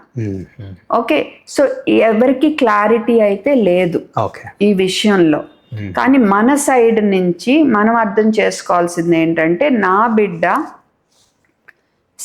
ఒక ఏజ్కి మాటలు రాలేదు, 15 నెలలకు కూడా మాటలు రావటం లేదు, నేను చెప్పినా వాడు వింటలేదు, నా వైపు చూడట్లేదు, ఎటో చూస్తున్నాడు, ఐ కాంటాక్ట్ లేదు. ఓకే, ఆర్ అటెన్షన్ డెఫిసిట్ విషయంలో కొంచెం పెద్ద పిల్లాడు, ఒక చోట కూర్చోట్లేదు, ఒక సెకండ్ కూర్చుంటాడు, లెగుస్తాడు, మళ్ళీ ఒక బల్ల ఎక్కేస్తాడు, ఇంకో టేబుల్ ఎక్కేస్తాడు, అటెన్షన్ డెఫిసిట్. ఇంకా అల్ల కదిలిపోతా ఉంటాడు ఎక్కడైనా కానీ. సో ముందుగా ఫస్ట్ మీరు గుర్తిస్తే ఈ లక్షణాలు చైల్డ్ డెవలప్మెంటల్ పీడియాట్రిషియన్ లేదా child psychologist, child psychiatrist consult చేసి కరెక్ట్గానే మనం ముందు ఎర్లీ ఇంటర్వెన్షన్ అంటాము, అవి చేపించుకోవాలి. ఆటిజం విషయంలో అటెన్షన్ డెఫిసిట్ హైపర్ కైనెటిక్ డిసార్డర్లో కూడా వీళ్ళని సంప్రదించి అవసరమైన థెరపీలు ఆర్ మెడికేషను ఇవన్నీ జాగ్రత్తగా చేపించుకుంటే పిల్లలు ఇంప్రూవ్ అవుతారు. కానీ ఇప్పుడు మనము ముందే లేదు, మనం ఈ ఎక్కువ వీటితో ఇంటరాక్ట్ అవ్వకపోవటం వల్లే ఇది అయ్యింది అని ముందే అనేసుకుని, సరే మనం ఎక్కువ ఇంటరాక్ట్ అవుదాము అని 1 year డిలే చేశారనుకోండి కన్సల్టేషను, నిజంగానే వాడికి యాక్చువల్గా ప్రాబ్లం ఓన్లీ వీళ్ళు ఇంటరాక్ట్ అవ్వకపోవటం వల్ల కాదు, స్వతహాగా ఉందనుకోండి, మీకు 1 year వేస్ట్ చేసేసారు మీరు. ఓకే, సో కన్సల్ట్ చెయ్యండి. అండ్ మీరు తల్లిదండ్రులుగా ఓకే మేము ఇన్నేళ్ళు వీటితో సరిగ్గా స్పెండ్ చేయలేదు టైము, ఈ 15 నెలలు ఏదైనా టీవీ ఎక్కువ చూపించేస్తున్నాము, ఆపుదాం, ఖచ్చితంగా ఆపుదాం, టైం స్పెండ్ చేద్దాం, కానీ కన్సల్టేషన్ మిస్ అవ్వద్దు. ఎందుకంటే మీరు మిస్ అయ్యి డయాగ్నోసిస్ లేట్ అయ్యి ఎర్లీ ఇంటర్వెన్షన్ థెరపీ లేట్ అయితే కష్టం అవుతుంది తర్వాత వాళ్ళని బయటికి లాగటం ఆటిజం నుంచి. లేట్ అయ్యే కొద్దీ అది కష్టం వాళ్ళని బయటికి లాగటం దాంట్లో నుంచి. సో అందుకని మీకు మీరే డిసైడ్ అయిపోవద్దు, అంటే నా బిడ్డ స్క్రీన్ టైం వల్లే ఈ లక్షణాలు ఆటిజం వచ్చింది, అందుకని నేను స్క్రీన్ టైం ఆపేసి 1 year చూస్తాను అని అనుకోవద్దు. మీరు ఆపండి స్క్రీన్ టైం, కానీ కన్సల్టేషన్ తీసుకోండి.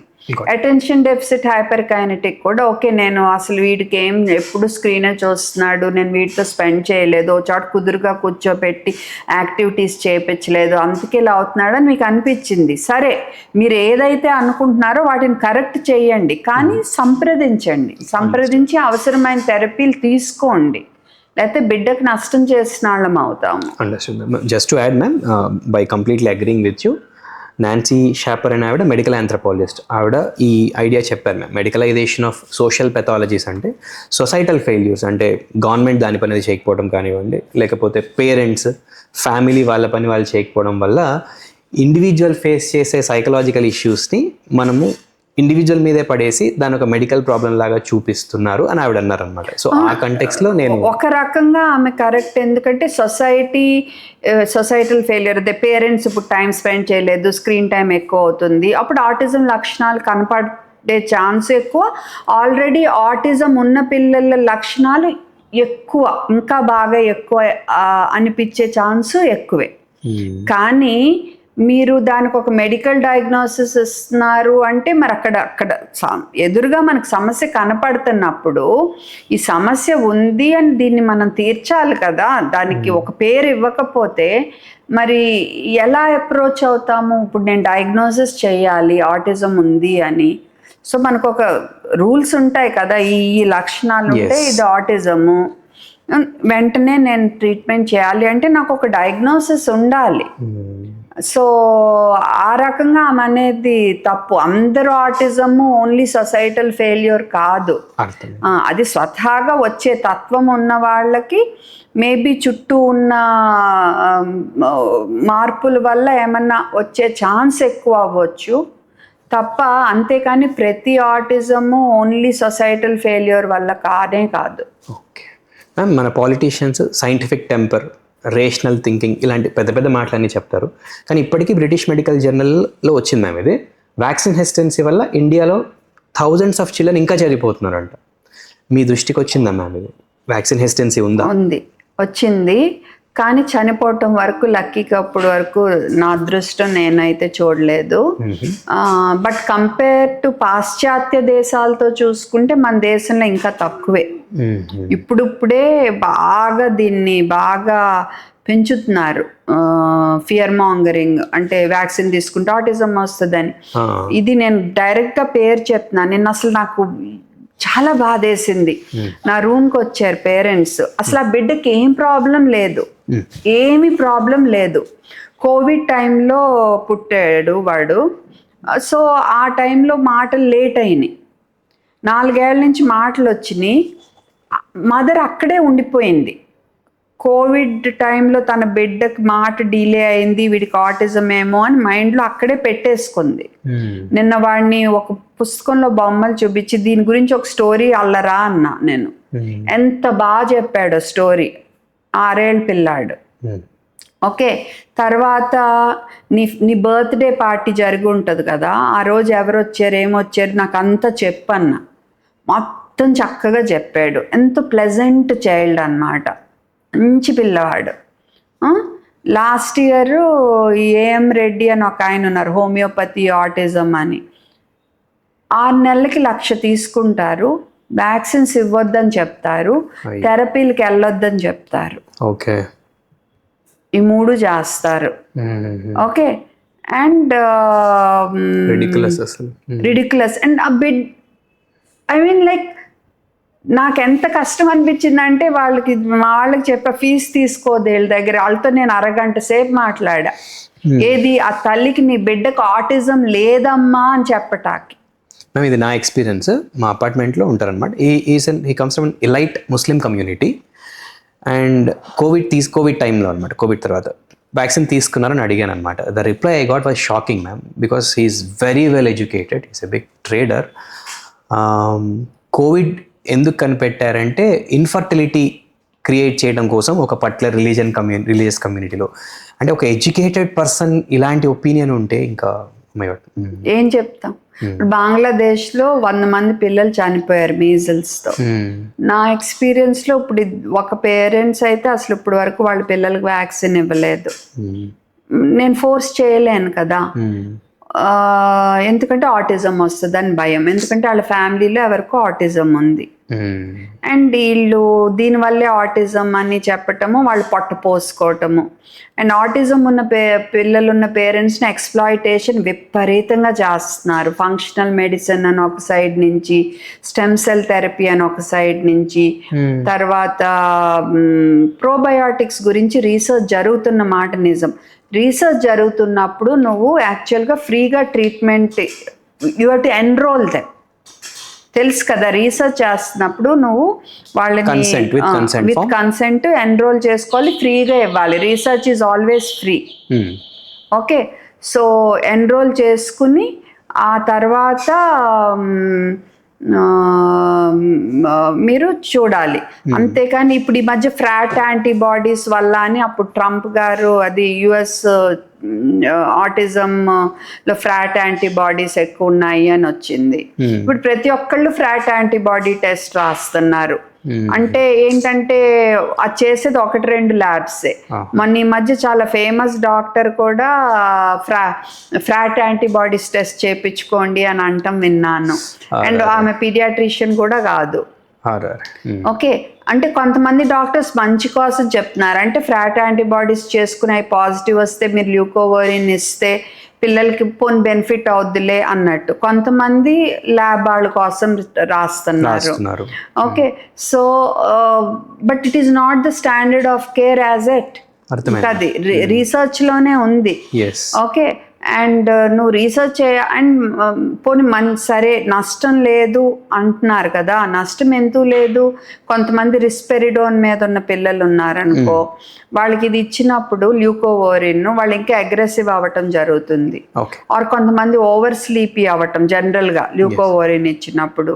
ఇలాంటివన్నీ చూడటం వల్ల ల్యూకోవోరిన్ ఆపాల్సిన పరిస్థితి కూడా వచ్చింది. మొన్న సిఎంసిలో ఒక డాక్టర్తో నేను మాట్లాడా, డెవలప్మెంటల్ పీడియాట్రిషియన్. ఆయనకి క్లియర్గా చెప్పారు కొన్ని రోజులు stem cell therapy, this is the season of fraud antibody, కొంతమంది ప్రోబయాటిక్స్ అని. ఇవన్నీ రీసెర్చే. కొంతమంది ఫంక్షనల్ మెడిసిన్ అని సొమ్ము చేసుకుంటున్నారు. అంతే, ఈవెన్ ప్రోబయాటిక్ కూడా. ఇప్పుడు ఆటిజం ఉన్న పిల్లల్లో ప్రోబయాటిక్ వేరే ఉంది. ప్రోబయాటిక్ అది గట్ మైక్రోబయోమ్, అంటే పేగులో ఉండే బ్యాక్టీరియా.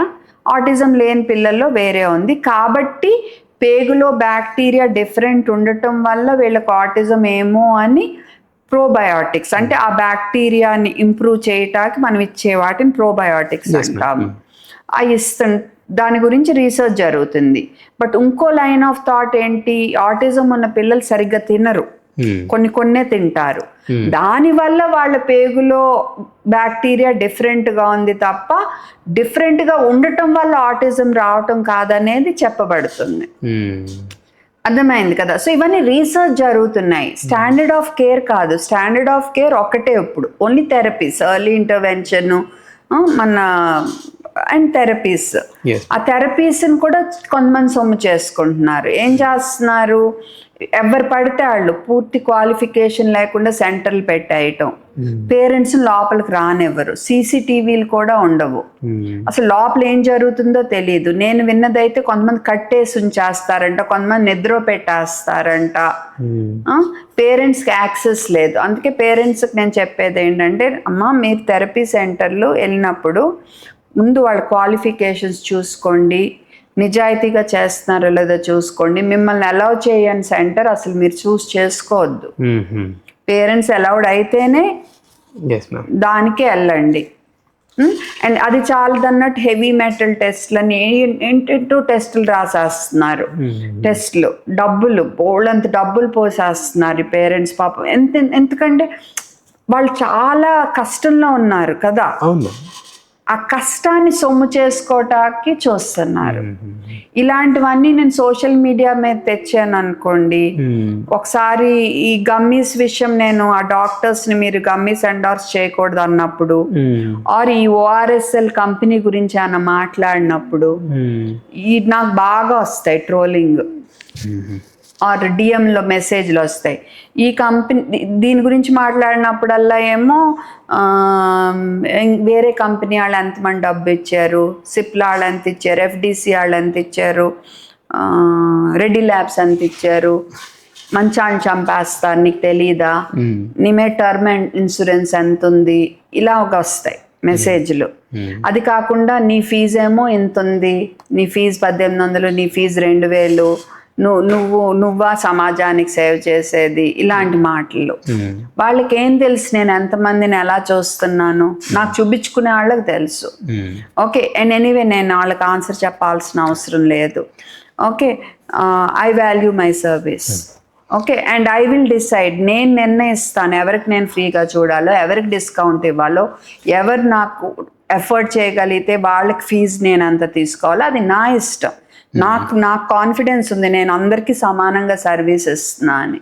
సో ఇలాంటి చెప్పటం ఇలాగనమాట.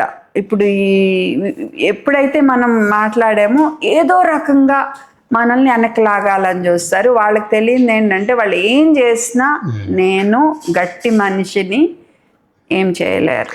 ఈ క్వశ్చన్ లాస్ట్లో అడుగుదాం అనుకున్నాను, but I think I have to ask it. Time has come. ఇంత ధైర్యం ఎక్కడి నుంచి వస్తుందా మీకు? Where did you get this courage from? I don't know. So many people asked me this question. ఎంతో మంది అడిగారు ఎలా వస్తుంది అంటే అంతే, మొండి ధైర్యం అంతే. ఏంటంటే ఇంత జరుగుతుంది, అందరూ భయపడి అలా కూర్చుని ఉంటే ఎవరు మాట్లాడతారు? ఇప్పుడు ఆటిజం సెంటరు, పాప తల్లి నాకు ఎంత బాధ అనిపిస్తుంది అంటే, ఎవరో కొట్టారు ఆ రూమ్లో బిడ్డని, వచ్చేసరికి మొహం కమిలుంది. ఆ తల్లి ఆ సెంటర్కి వెళ్ళి వీళ్ళని, ఆ సెంటర్ పేరు ఏంటో గుర్తు రావట్లేదు, డాక్టర్ మారిన్స్ అనుకుంటా. వెళ్ళి వాళ్ళని అడిగితే ఏమీ అవ్వలేదు అన్నారు. ఇప్పుడు నాకు సీసీటీవీ చూపించిందంటే చూపించలా. తర్వాత ఎన్నో రోజులకి ఆ టైమింగ్ డిలీట్ చేసేసి చూపించటమే కాకుండా ఈమె వీళ్ళ మీద నెగిటివ్ పబ్లిసిటీ ఇస్తుందని పోలీసులతో ఫోన్ చేపించి ఈమెను బెదిరించారు. ఫోన్ చేపించి క్వశ్చన్ చేస్తే power is trying in different ways. తల్లి ఎంతో ఇదిగా ఉంది. అండ్ నెక్స్ట్ ఏం చేస్తారు? Character assassination. ఆమె ఆల్రెడీ ప్రాబ్లమ్లో ఉంది, ఆమెకే ప్రాబ్లం అన్నట్టు వాళ్ళు ప్రొజెక్ట్ చేశారు. ఓకే, ఆ తల్లి ఆల్రెడీ ఎంతో కష్టపడి ఆ బిడ్డని ఎంతో జాగ్రత్తగా, నాకు తెలిసి ఎంత బాగా చూసుకుంటుందో, ఎంతో జాగ్రత్తగా చూసుకుని ఎంతో మంచిగా, ఇప్పుడు ఆ బిడ్డ మచ్ బెటర్.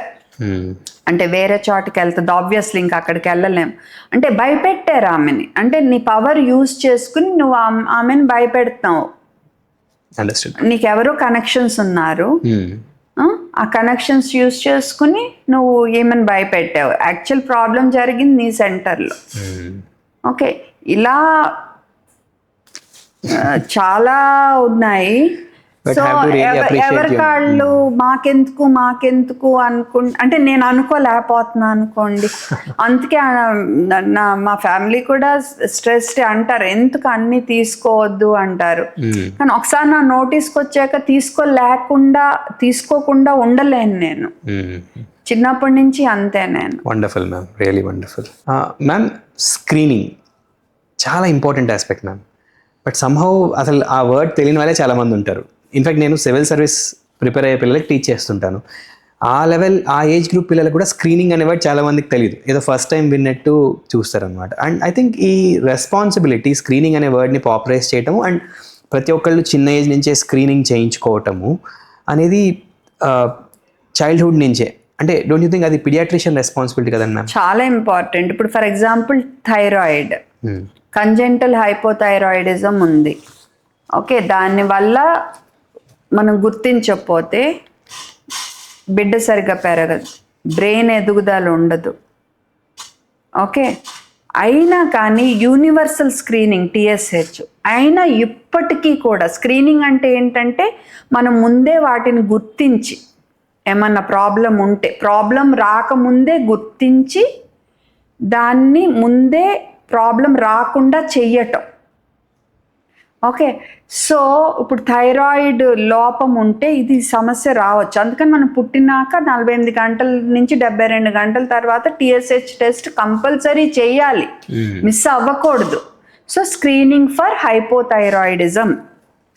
కానీ ఇప్పటికీ కూడా నాకు ఊళ్ళ నుంచి ఆర్ కొంచెం అంటే మరీ మంచి ఫెసిలిటీస్లో కాకుండా చిన్న ఫెసిలిటీస్లో డెలివరీ అయిన వాళ్ళు చాలామంది TSH స్క్రీనింగ్ లేకుండానే వస్తున్నారు. ఇది బేసిక్. రైట్ టైంలో చేస్తే బేబీ పర్మనెంట్గా మెంటల్ రిటార్డ్ కాకుండా ఆపేయచ్చు. Okay, so next hearing.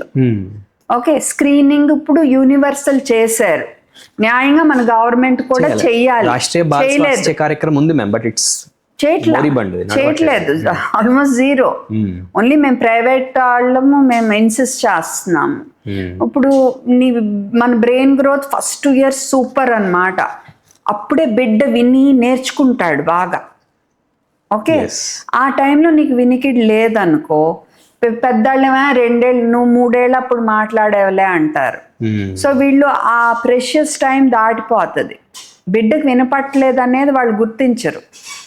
దాటిపోయేసరికి తర్వాత మనం హియరింగ్ ఎయిడ్ పెట్టామనుకోండి కొంచెం కష్టం అవుతుంది వాళ్ళకి నేర్చుకోవడం. అదే మనం ముందే గుర్తించి పెట్టామనుకోండి డెఫినెట్గా వాళ్ళు మంచిగా లాంగ్వేజ్ నేర్చుకుంటారు.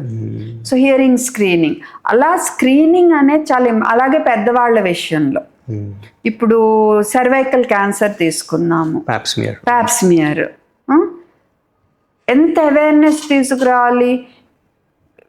నిన్న ఎవరో ఏమిటి ఒక 36 year లేడీ, తను నువ్వు వ్యాక్సిన్ తీసుకున్నామా, స్క్రీనింగ్ మట్టు కంపల్సరీ అని చెప్పాను. 40 years కదా డాక్టర్ అని అడుగుతున్నాను. ఐడియల్గా నువ్వు సెక్షువల్లీ యాక్టివ్ అయిన కాడి నుంచి ఎవ్రీ 3 years తీసుకోవాలి. అందుకని మన ఇండియాలో 21 అని పెట్టారు రూల్ సుమారుగా. అంటే ఇంత ఇంపార్టెంట్ ఆస్పెక్ట్స్ కూడా పబ్లిక్ డిస్కోర్స్ లో ఎక్కడ ఉండవు మ్యామ్. బ్రెస్ట్ క్యాన్సర్ స్క్రీనింగ్ మరి 3 to 4 lakh పీపుల్ చచ్చిపోతున్నారు మ్యామ్ బ్రెస్ట్ క్యాన్సర్స్ కి. Cervical cancer Hyderabad peak, Hyderabad leading city అంట. బట్ చాలా మందికి స్క్రీనింగ్ అనే వర్డ్ ఏంటో కూడా తెలీదు. నీకు 40 ఏళ్ళ నుంచి సుమారుగా మ్యామోగ్రాములు చేయించుకోవాలి, 45 ఏళ్ళ నుంచి మ్యామోగ్రాములు చేయించుకోవాలి. ఆర్ కనీసం వెళ్ళి ఒకసారి డాక్టర్ కనపడు, నువ్వు సెల్ఫ్ ఎగ్జామినేషన్ అయినా చేసుకో.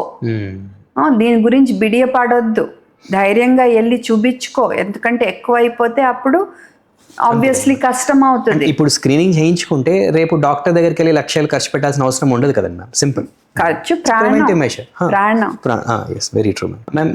ఇఫ్ ఐ మే ఆస్క్, అంటే మీ టైంలో మెడికల్ లైఫ్ ఎలా ఉండేది? ఐ డోంట్ నో, మీరు ఇప్పుడు current generation medical students interact అవుతున్నారో లేదో నాకు ఐడియా లేదు. ఈ మధ్య బాగా అవుతున్నాయి, ఎందుకంటే వాళ్ళందరూ కాలేజీలకు పిలుస్తున్నారు టాక్ ఇవ్వటానికి. They are very inspired by me. ఏమైనా డిఫరెన్స్ అబ్జర్వ్ చేశారా మ్యామ్? పిల్లలే స్టూడెంట్సే. నేను వెళ్ళినప్పుడల్లా ఆర్గనైజ్ చేసిన టైంకి వెళ్ళా కాబట్టి చక్కగా, అంటే మేము చేసినప్పుడు లాగానే అందరూ ఒక్కొక్కళ్ళు వాళ్ళు ఆర్గనైజ్ చేయటం. అది ఓన్లీ డిఫరెన్స్ ఈజ్ ఇప్పుడు అంతా communication with this and all ఇంకా ఈజీగా ఉంది అదంతా. సో ఆల్మోస్ట్ నాకు సేమ్ ఫీలింగే వచ్చింది. Happy to know. ఎందుకు ఈ క్వశ్చన్ అడిగానంటే మ్యామ్, సమ్హౌ మీలాంటి వాళ్ళని చూసి ఇంకా ఎక్కువ మంది ఇన్స్పైర్ అయ్యారు మ్యామ్. అంటే okay, regular medical professionals thanks, especially మన సౌత్ ఇండియాలో ఇప్పుడు ఒక విధంగా అట్లీస్ట్ అర్బన్ ఏరియాస్లో, సెమీ అర్బన్ ఏరియాస్లో ఒక కైండ్ ఆఫ్ సాచురేషన్ వచ్చేసింది. There are enough doctors, enough cardiologist, enough paediatricians, enough orthopaedic surgeons. కానీ ఈ పాయింట్ ఆఫ్ టైంలో నా opinion ma'am, country needs more public health activist and public health journalist. So కొంతమంది medical community need not be doctors, allied services professionals కావచ్చు, లేకపోతే paramedicals, వీళ్ళందరూ కూడా I think they have to take up the mantle ma'am. వీళ్ళకి మీ message ఏంటి? మన తెలంగాణలో కూడా, ఇప్పుడు తెలంగాణలో కూడా మెడ్ ఇన్ఫ్లుయెన్సర్స్ అని ఒక గ్రూప్ ఉంది. వీళ్ళందరూ మెడికోసే. They are also trying to raise awareness. వీళ్ళందరూ డబ్బుల కోసం సోషల్ మీడియాకి వచ్చిన వాళ్ళు కాదు. సో అలా నా మెసేజ్ ఏంటంటే, మీరు మీ ప్రాక్టీస్ పెంచుకోవటానికి చేసేది వేరు, మీ ఇష్టం. బట్ పబ్లిక్ హెల్త్ అనేది అవేర్నెస్ తేవటానికి కూడా కొంచెమైనా చేయండి, నిజాయితీగా, మనస్ఫూర్తిగా. దాని నుంచి కూడా మీరు లాభపడాలని చూడకుండా కొంచెం ధైర్యంగా చేయండి. పోనీ నాలాగా మీరు ఇలా ఫైట్లు చేయకపోయినా పర్వాలేదు, బట్ అవేర్నెస్, ఇప్పుడు మీరు స్క్రీనింగ్ అన్నారు, దాన్ని పదే పదే ఒకసారి కాదు 2 సార్లు కాదు, ఒక 10 సార్లు చెప్తేనే ఎక్కువ మందికి వెళ్తుంది. సో మనము కొంచెం అవేర్నెస్ గురించి కూడా అది పార్ట్ ఆఫ్ యువర్ లైఫ్గా పెట్టేసుకోండి. ఎందుకంటే డాక్టర్ అంటే ఇప్పుడు ఓన్లీ వచ్చిన రోగిని ట్రీట్ చేసేటం కాదు. ఇప్పుడు మెడిసిన్ అంటే 5 ఆస్పెక్ట్స్ ఉన్నాయి: health promotion, prevention, preventive care, cure, rehabilitation, palliation కదా. సో ఈ ప్రమోషన్, హెల్త్ ప్రమోషన్, ఎలాంటి తినాలి, ఎంత నిద్ర ఉండాలి, నువ్వు ఎటువంటి అదే మనకు మంచి అవుట్డోర్ యాక్టివిటీ ఉండాలి, ఎక్సర్సైజ్ ఉండాలి, ఇవన్నీ హెల్త్ ప్రమోషన్. ప్రివెన్షన్ ఈ జబ్బులు రాకుండా నువ్వు ఇవి చేసుకోవాలి, వ్యాక్సిన్, స్క్రీనింగ్, ఇవన్నీ కూడా మనం చెప్పాలి ప్రజలకి. ఇప్పుడు థైరాయిడ్ టెస్ట్ చేయించుకోవాలని మనం పదే పదే చెప్పామనుకోండి, అప్పుడు మిస్ అయిన వాళ్ళు గబుక్కుని చేయించుకుంటారు. తర్వాత క్యూర్, నువ్వు ఎలాగా క్లినిక్ వచ్చినప్పుడు నువ్వు చూసుకుంటున్నావు. రీహాబిలిటేషన్ గురించి కూడా కొంచెం అవగాహన కలిగి ఉండాలి మీరు. అండ్ రీహాబిలిటేషన్ కూడా ముందు డాక్టర్స్ ప్లాన్ చేసినాక అప్పుడు వాళ్ళు రీహాబ్ సెంటర్కి వెళ్ళాలి. కానీ ఇక్కడ జరుగుతుంది అది కాదు. దాని గురించి కూడా ఒక పిఐఎల్ జరుగుతుంది ఎక్కడ, సుప్రీంకోర్టులో, నాట్ ష్యూర్, ఆయన పేరు డాక్టర్ గణేష్. సో అంటే ఎంబీబీఎస్ కరిక్యులంలో అది లేదు మ్యామ్, యాక్చువల్లీ ఇప్పుడు పెట్టారు 23 సబ్జెక్టుల్లో, కానీ ఇంప్లిమెంట్ చేయటం లేదు. ఇంప్లిమెంట్ చేయటం లేదు. అలాగే పాలియేటివ్ కేర్. సో వీటన్నిటి గురించి మనము ఇప్పుడు పాలియేటివ్ కేర్, మొన్నే నేను టెడెక్స్ స్పీకర్గా వెళ్ళినప్పుడు డాక్టర్ సుబ్రహ్మణ్యం గారు అని రెయిన్బోల్ అనెస్థెటిస్ట్, ఆయనే ఈ స్పర్శ అనేది పెట్టినారు అనమాట. అది ఏంటంటే చనిపోతాం మనం ఎలాగా, కానీ ఆ చనిపోయే ముందు రోజులు మనకి కుదిరినంత ప్రశాంతంగా ఉండాలి దానికోసము. సో ఇవన్నీ ఆస్పెక్ట్స్ ఉన్నాయి, మనం ఏదైనా చేపట్టొచ్చు. సో ఇప్పుడు ఆయన ఇది తీసుకున్నారు గట్టిగా. ఇప్పుడు నేను ప్రివెన్షన్, ప్రమోషన్ గట్టిగా తీసుకున్నా. మీకు తెలుసు నేను ఫస్ట్ ఎయిడ్ ఇవన్నీ బాగా ట్రైన్ చేస్తాను, బాగా ట్రైన్ చేస్తాను నేను పేరెంట్స్ ని. చోకింగ్ అయితే ఏం చేయాలి,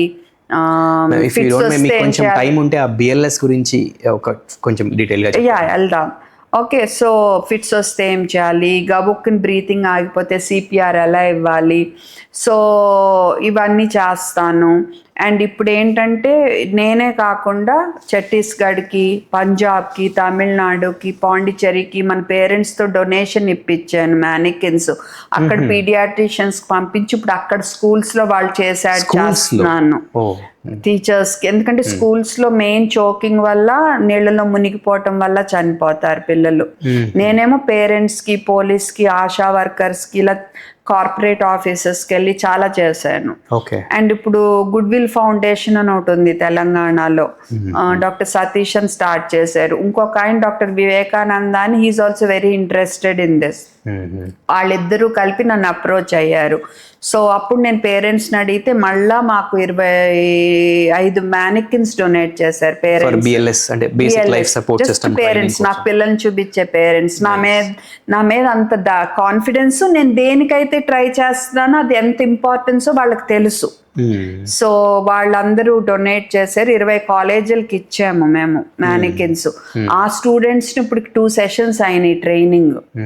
ఆ ట్రైనింగ్ ద్వారా ఇప్పుడు వాళ్ళు నెమ్మదిగా స్కూల్స్కి వెళ్ళి టీచర్స్ ని, హై స్కూల్ స్టూడెంట్స్ ని ట్రైన్ చేసి తెలంగాణలో స్కూల్స్ ని సేఫ్ చేయాలని ఇలా ఈ దీన్ని ముందుకు తీసుకెళ్తున్నాం. సో అండ్ మీకు తెలుసు ఆల్రెడీ ఓఆర్ఎస్ అనేది నిజమైన ఓఆర్ఎస్ఏ తీసుకోవాలి, WHO ఫార్ములా. ఈ పిచ్చి దీనివల్ల చాలా మంది మోసపోయారు, మీరు ఇంకా మోసపోవద్దు అనేది చెప్తున్నాను. ఓకే, ఇలా నేను అవేర్నెస్ తెస్తున్నా. కొంతమంది మెడికల్ ఇన్ఫ్లుయెన్సర్స్ మీమ్స్ చేస్తున్నారు. ఈ టాపిక్సే మీమ్స్ ద్వారా, ఎందుకంటే ఎంటర్టైనింగ్గా చేశారనుకోండి ప్రజల్లో ఇంకా బాగా, నాకు రాదు అది, నేను చేయలేను. ఓకే, సో అలా చేస్తున్నారు. సో అండ్ రీహాబ్ గురించి, పాలియేటివ్ కేర్ గురించి మీరు ఏదన్నా తీసుకోండి. బట్ అవేర్నెస్ అనేది మీరు ఒక రోజు కూడా కాదు, వారంలో ఒక్క పావు గంట దీనికి పెట్టినా కూడా మీరు కనీసం కొన్ని వందల మందికి హెల్ప్ చేసిన వాళ్ళు అవుతారు. సో అండ్ ఆ తృప్తి వేరు. ఇప్పుడు నేను ఒక పేషెంట్ని సేవ్ చేశాను అనుకో, ఆ తృప్తి వేరు. నేను బిఎల్ఎస్ నేర్పించాను, ఎక్కడో అమెరికాలో ఉన్న నా ఫ్రెండ్ వాళ్ళ హస్బెండ్ లైఫ్ సేవ్ చేసింది. ఓకే, నేను బిఎల్ఎస్ నేర్పించాక. ఎక్కడో మాదాపూర్లో ఉన్న ఒక తల్లి తన చంటి బిడ్డ లైఫ్ కాపాడింది బిఎల్ఎస్ వల్ల, అంటే బేసిక్ లైఫ్ సపోర్ట్, సిపిఆర్ వల్ల. ఎక్కడో నా దగ్గర నేర్చుకున్న అమ్మాయి దుబాయ్లో ఉన్నప్పుడు వాళ్ళ బిడ్డ నీటిలో మునిగిపోతే సిపిఆర్ ఇచ్చి లైఫ్ కాపాడుకుంది. ఏది ఎక్కువ సాటిస్ఫాక్షన్ ఇస్తుంది? ఇది చాలా సాటిస్ఫాక్షనే. కానీ అక్కడైతే నేను లేను, జస్ట్ నేర్పించాను అంతే. ఆ తల్లి ఆ టైంలో ఉండి ఆ బిడ్డను కాపాడుకుంది, ఆ భార్య ఆ భర్తను కాపాడుకుంది. అదే వాళ్ళు సిపిఆర్ లేట్ అయ్యి ఉంటే ఇంత ఇంపార్టెంట్ మ్యామ్ బిఎల్ఎస్ అనేది. మెడికల్ కాలేజ్ స్టూడెంట్ నేను, ఎంబీబీఎస్లో ఎస్వి మెడికల్ కాలేజ్లో మాకు బిఎల్ఎస్ లేకుండే.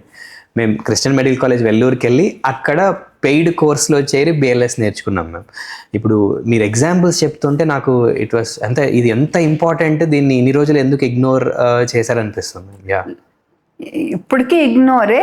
మన Indian anaesthetist critical care association అనుకుంటా, పేరు గబుక్కుని రావట్లా, వాళ్ళు బాగా చేస్తున్నారు, స్కూల్స్కి వెళ్ళి చేస్తున్నారు. నేను ఇందాక చెప్పా డాక్టర్ రేఖా హరీష్ మ్యామ్ అని, ఆమె చేయలేదు కానీ స్కూల్స్లో ఇలా ఉండాలనేది ఎప్పుడో ఆమె విజన్. సో అలాగా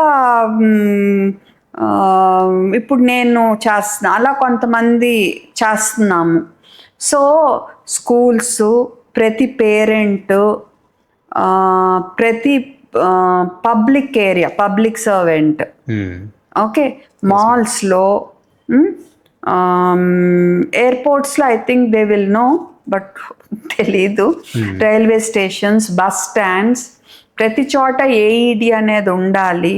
పబ్లిక్ ప్లేసెస్లో ఆటోమేటెడ్ ఎక్స్టర్నల్ డిఫిబ్రిలేటర్, మనం షాక్ ఇస్తాం కదా, డిఫిబ్రిలేటర్, అదొకటి ఉండాలి పబ్లిక్ ప్లేసెస్లో. అండ్ ప్రతి parent, school teacher, high school student, ప్రతి పోలీసు, పబ్లిక్ సర్వెంట్, ప్రతి విలేజ్లో ఉన్న హెల్త్ వాలంటీర్స్, ఆశా వర్కర్స్, వీళ్ళందరికీ సిపిఆర్ తెలిసి ఉండాలి. కార్డియోపల్మరీ రిససిటేషన్, ఎస్, గుండె మళ్ళా కొట్టుకునేట్టు వాళ్ళు చేయగలగాలి. ఓకే, అండ్ గబుక్కుని విండ్ పైప్ క్యాన్ అడ్డం పడితే ఏం చేయాలి అనేది తెలియాలి. 4 సెకండ్లో చనిపోవచ్చు.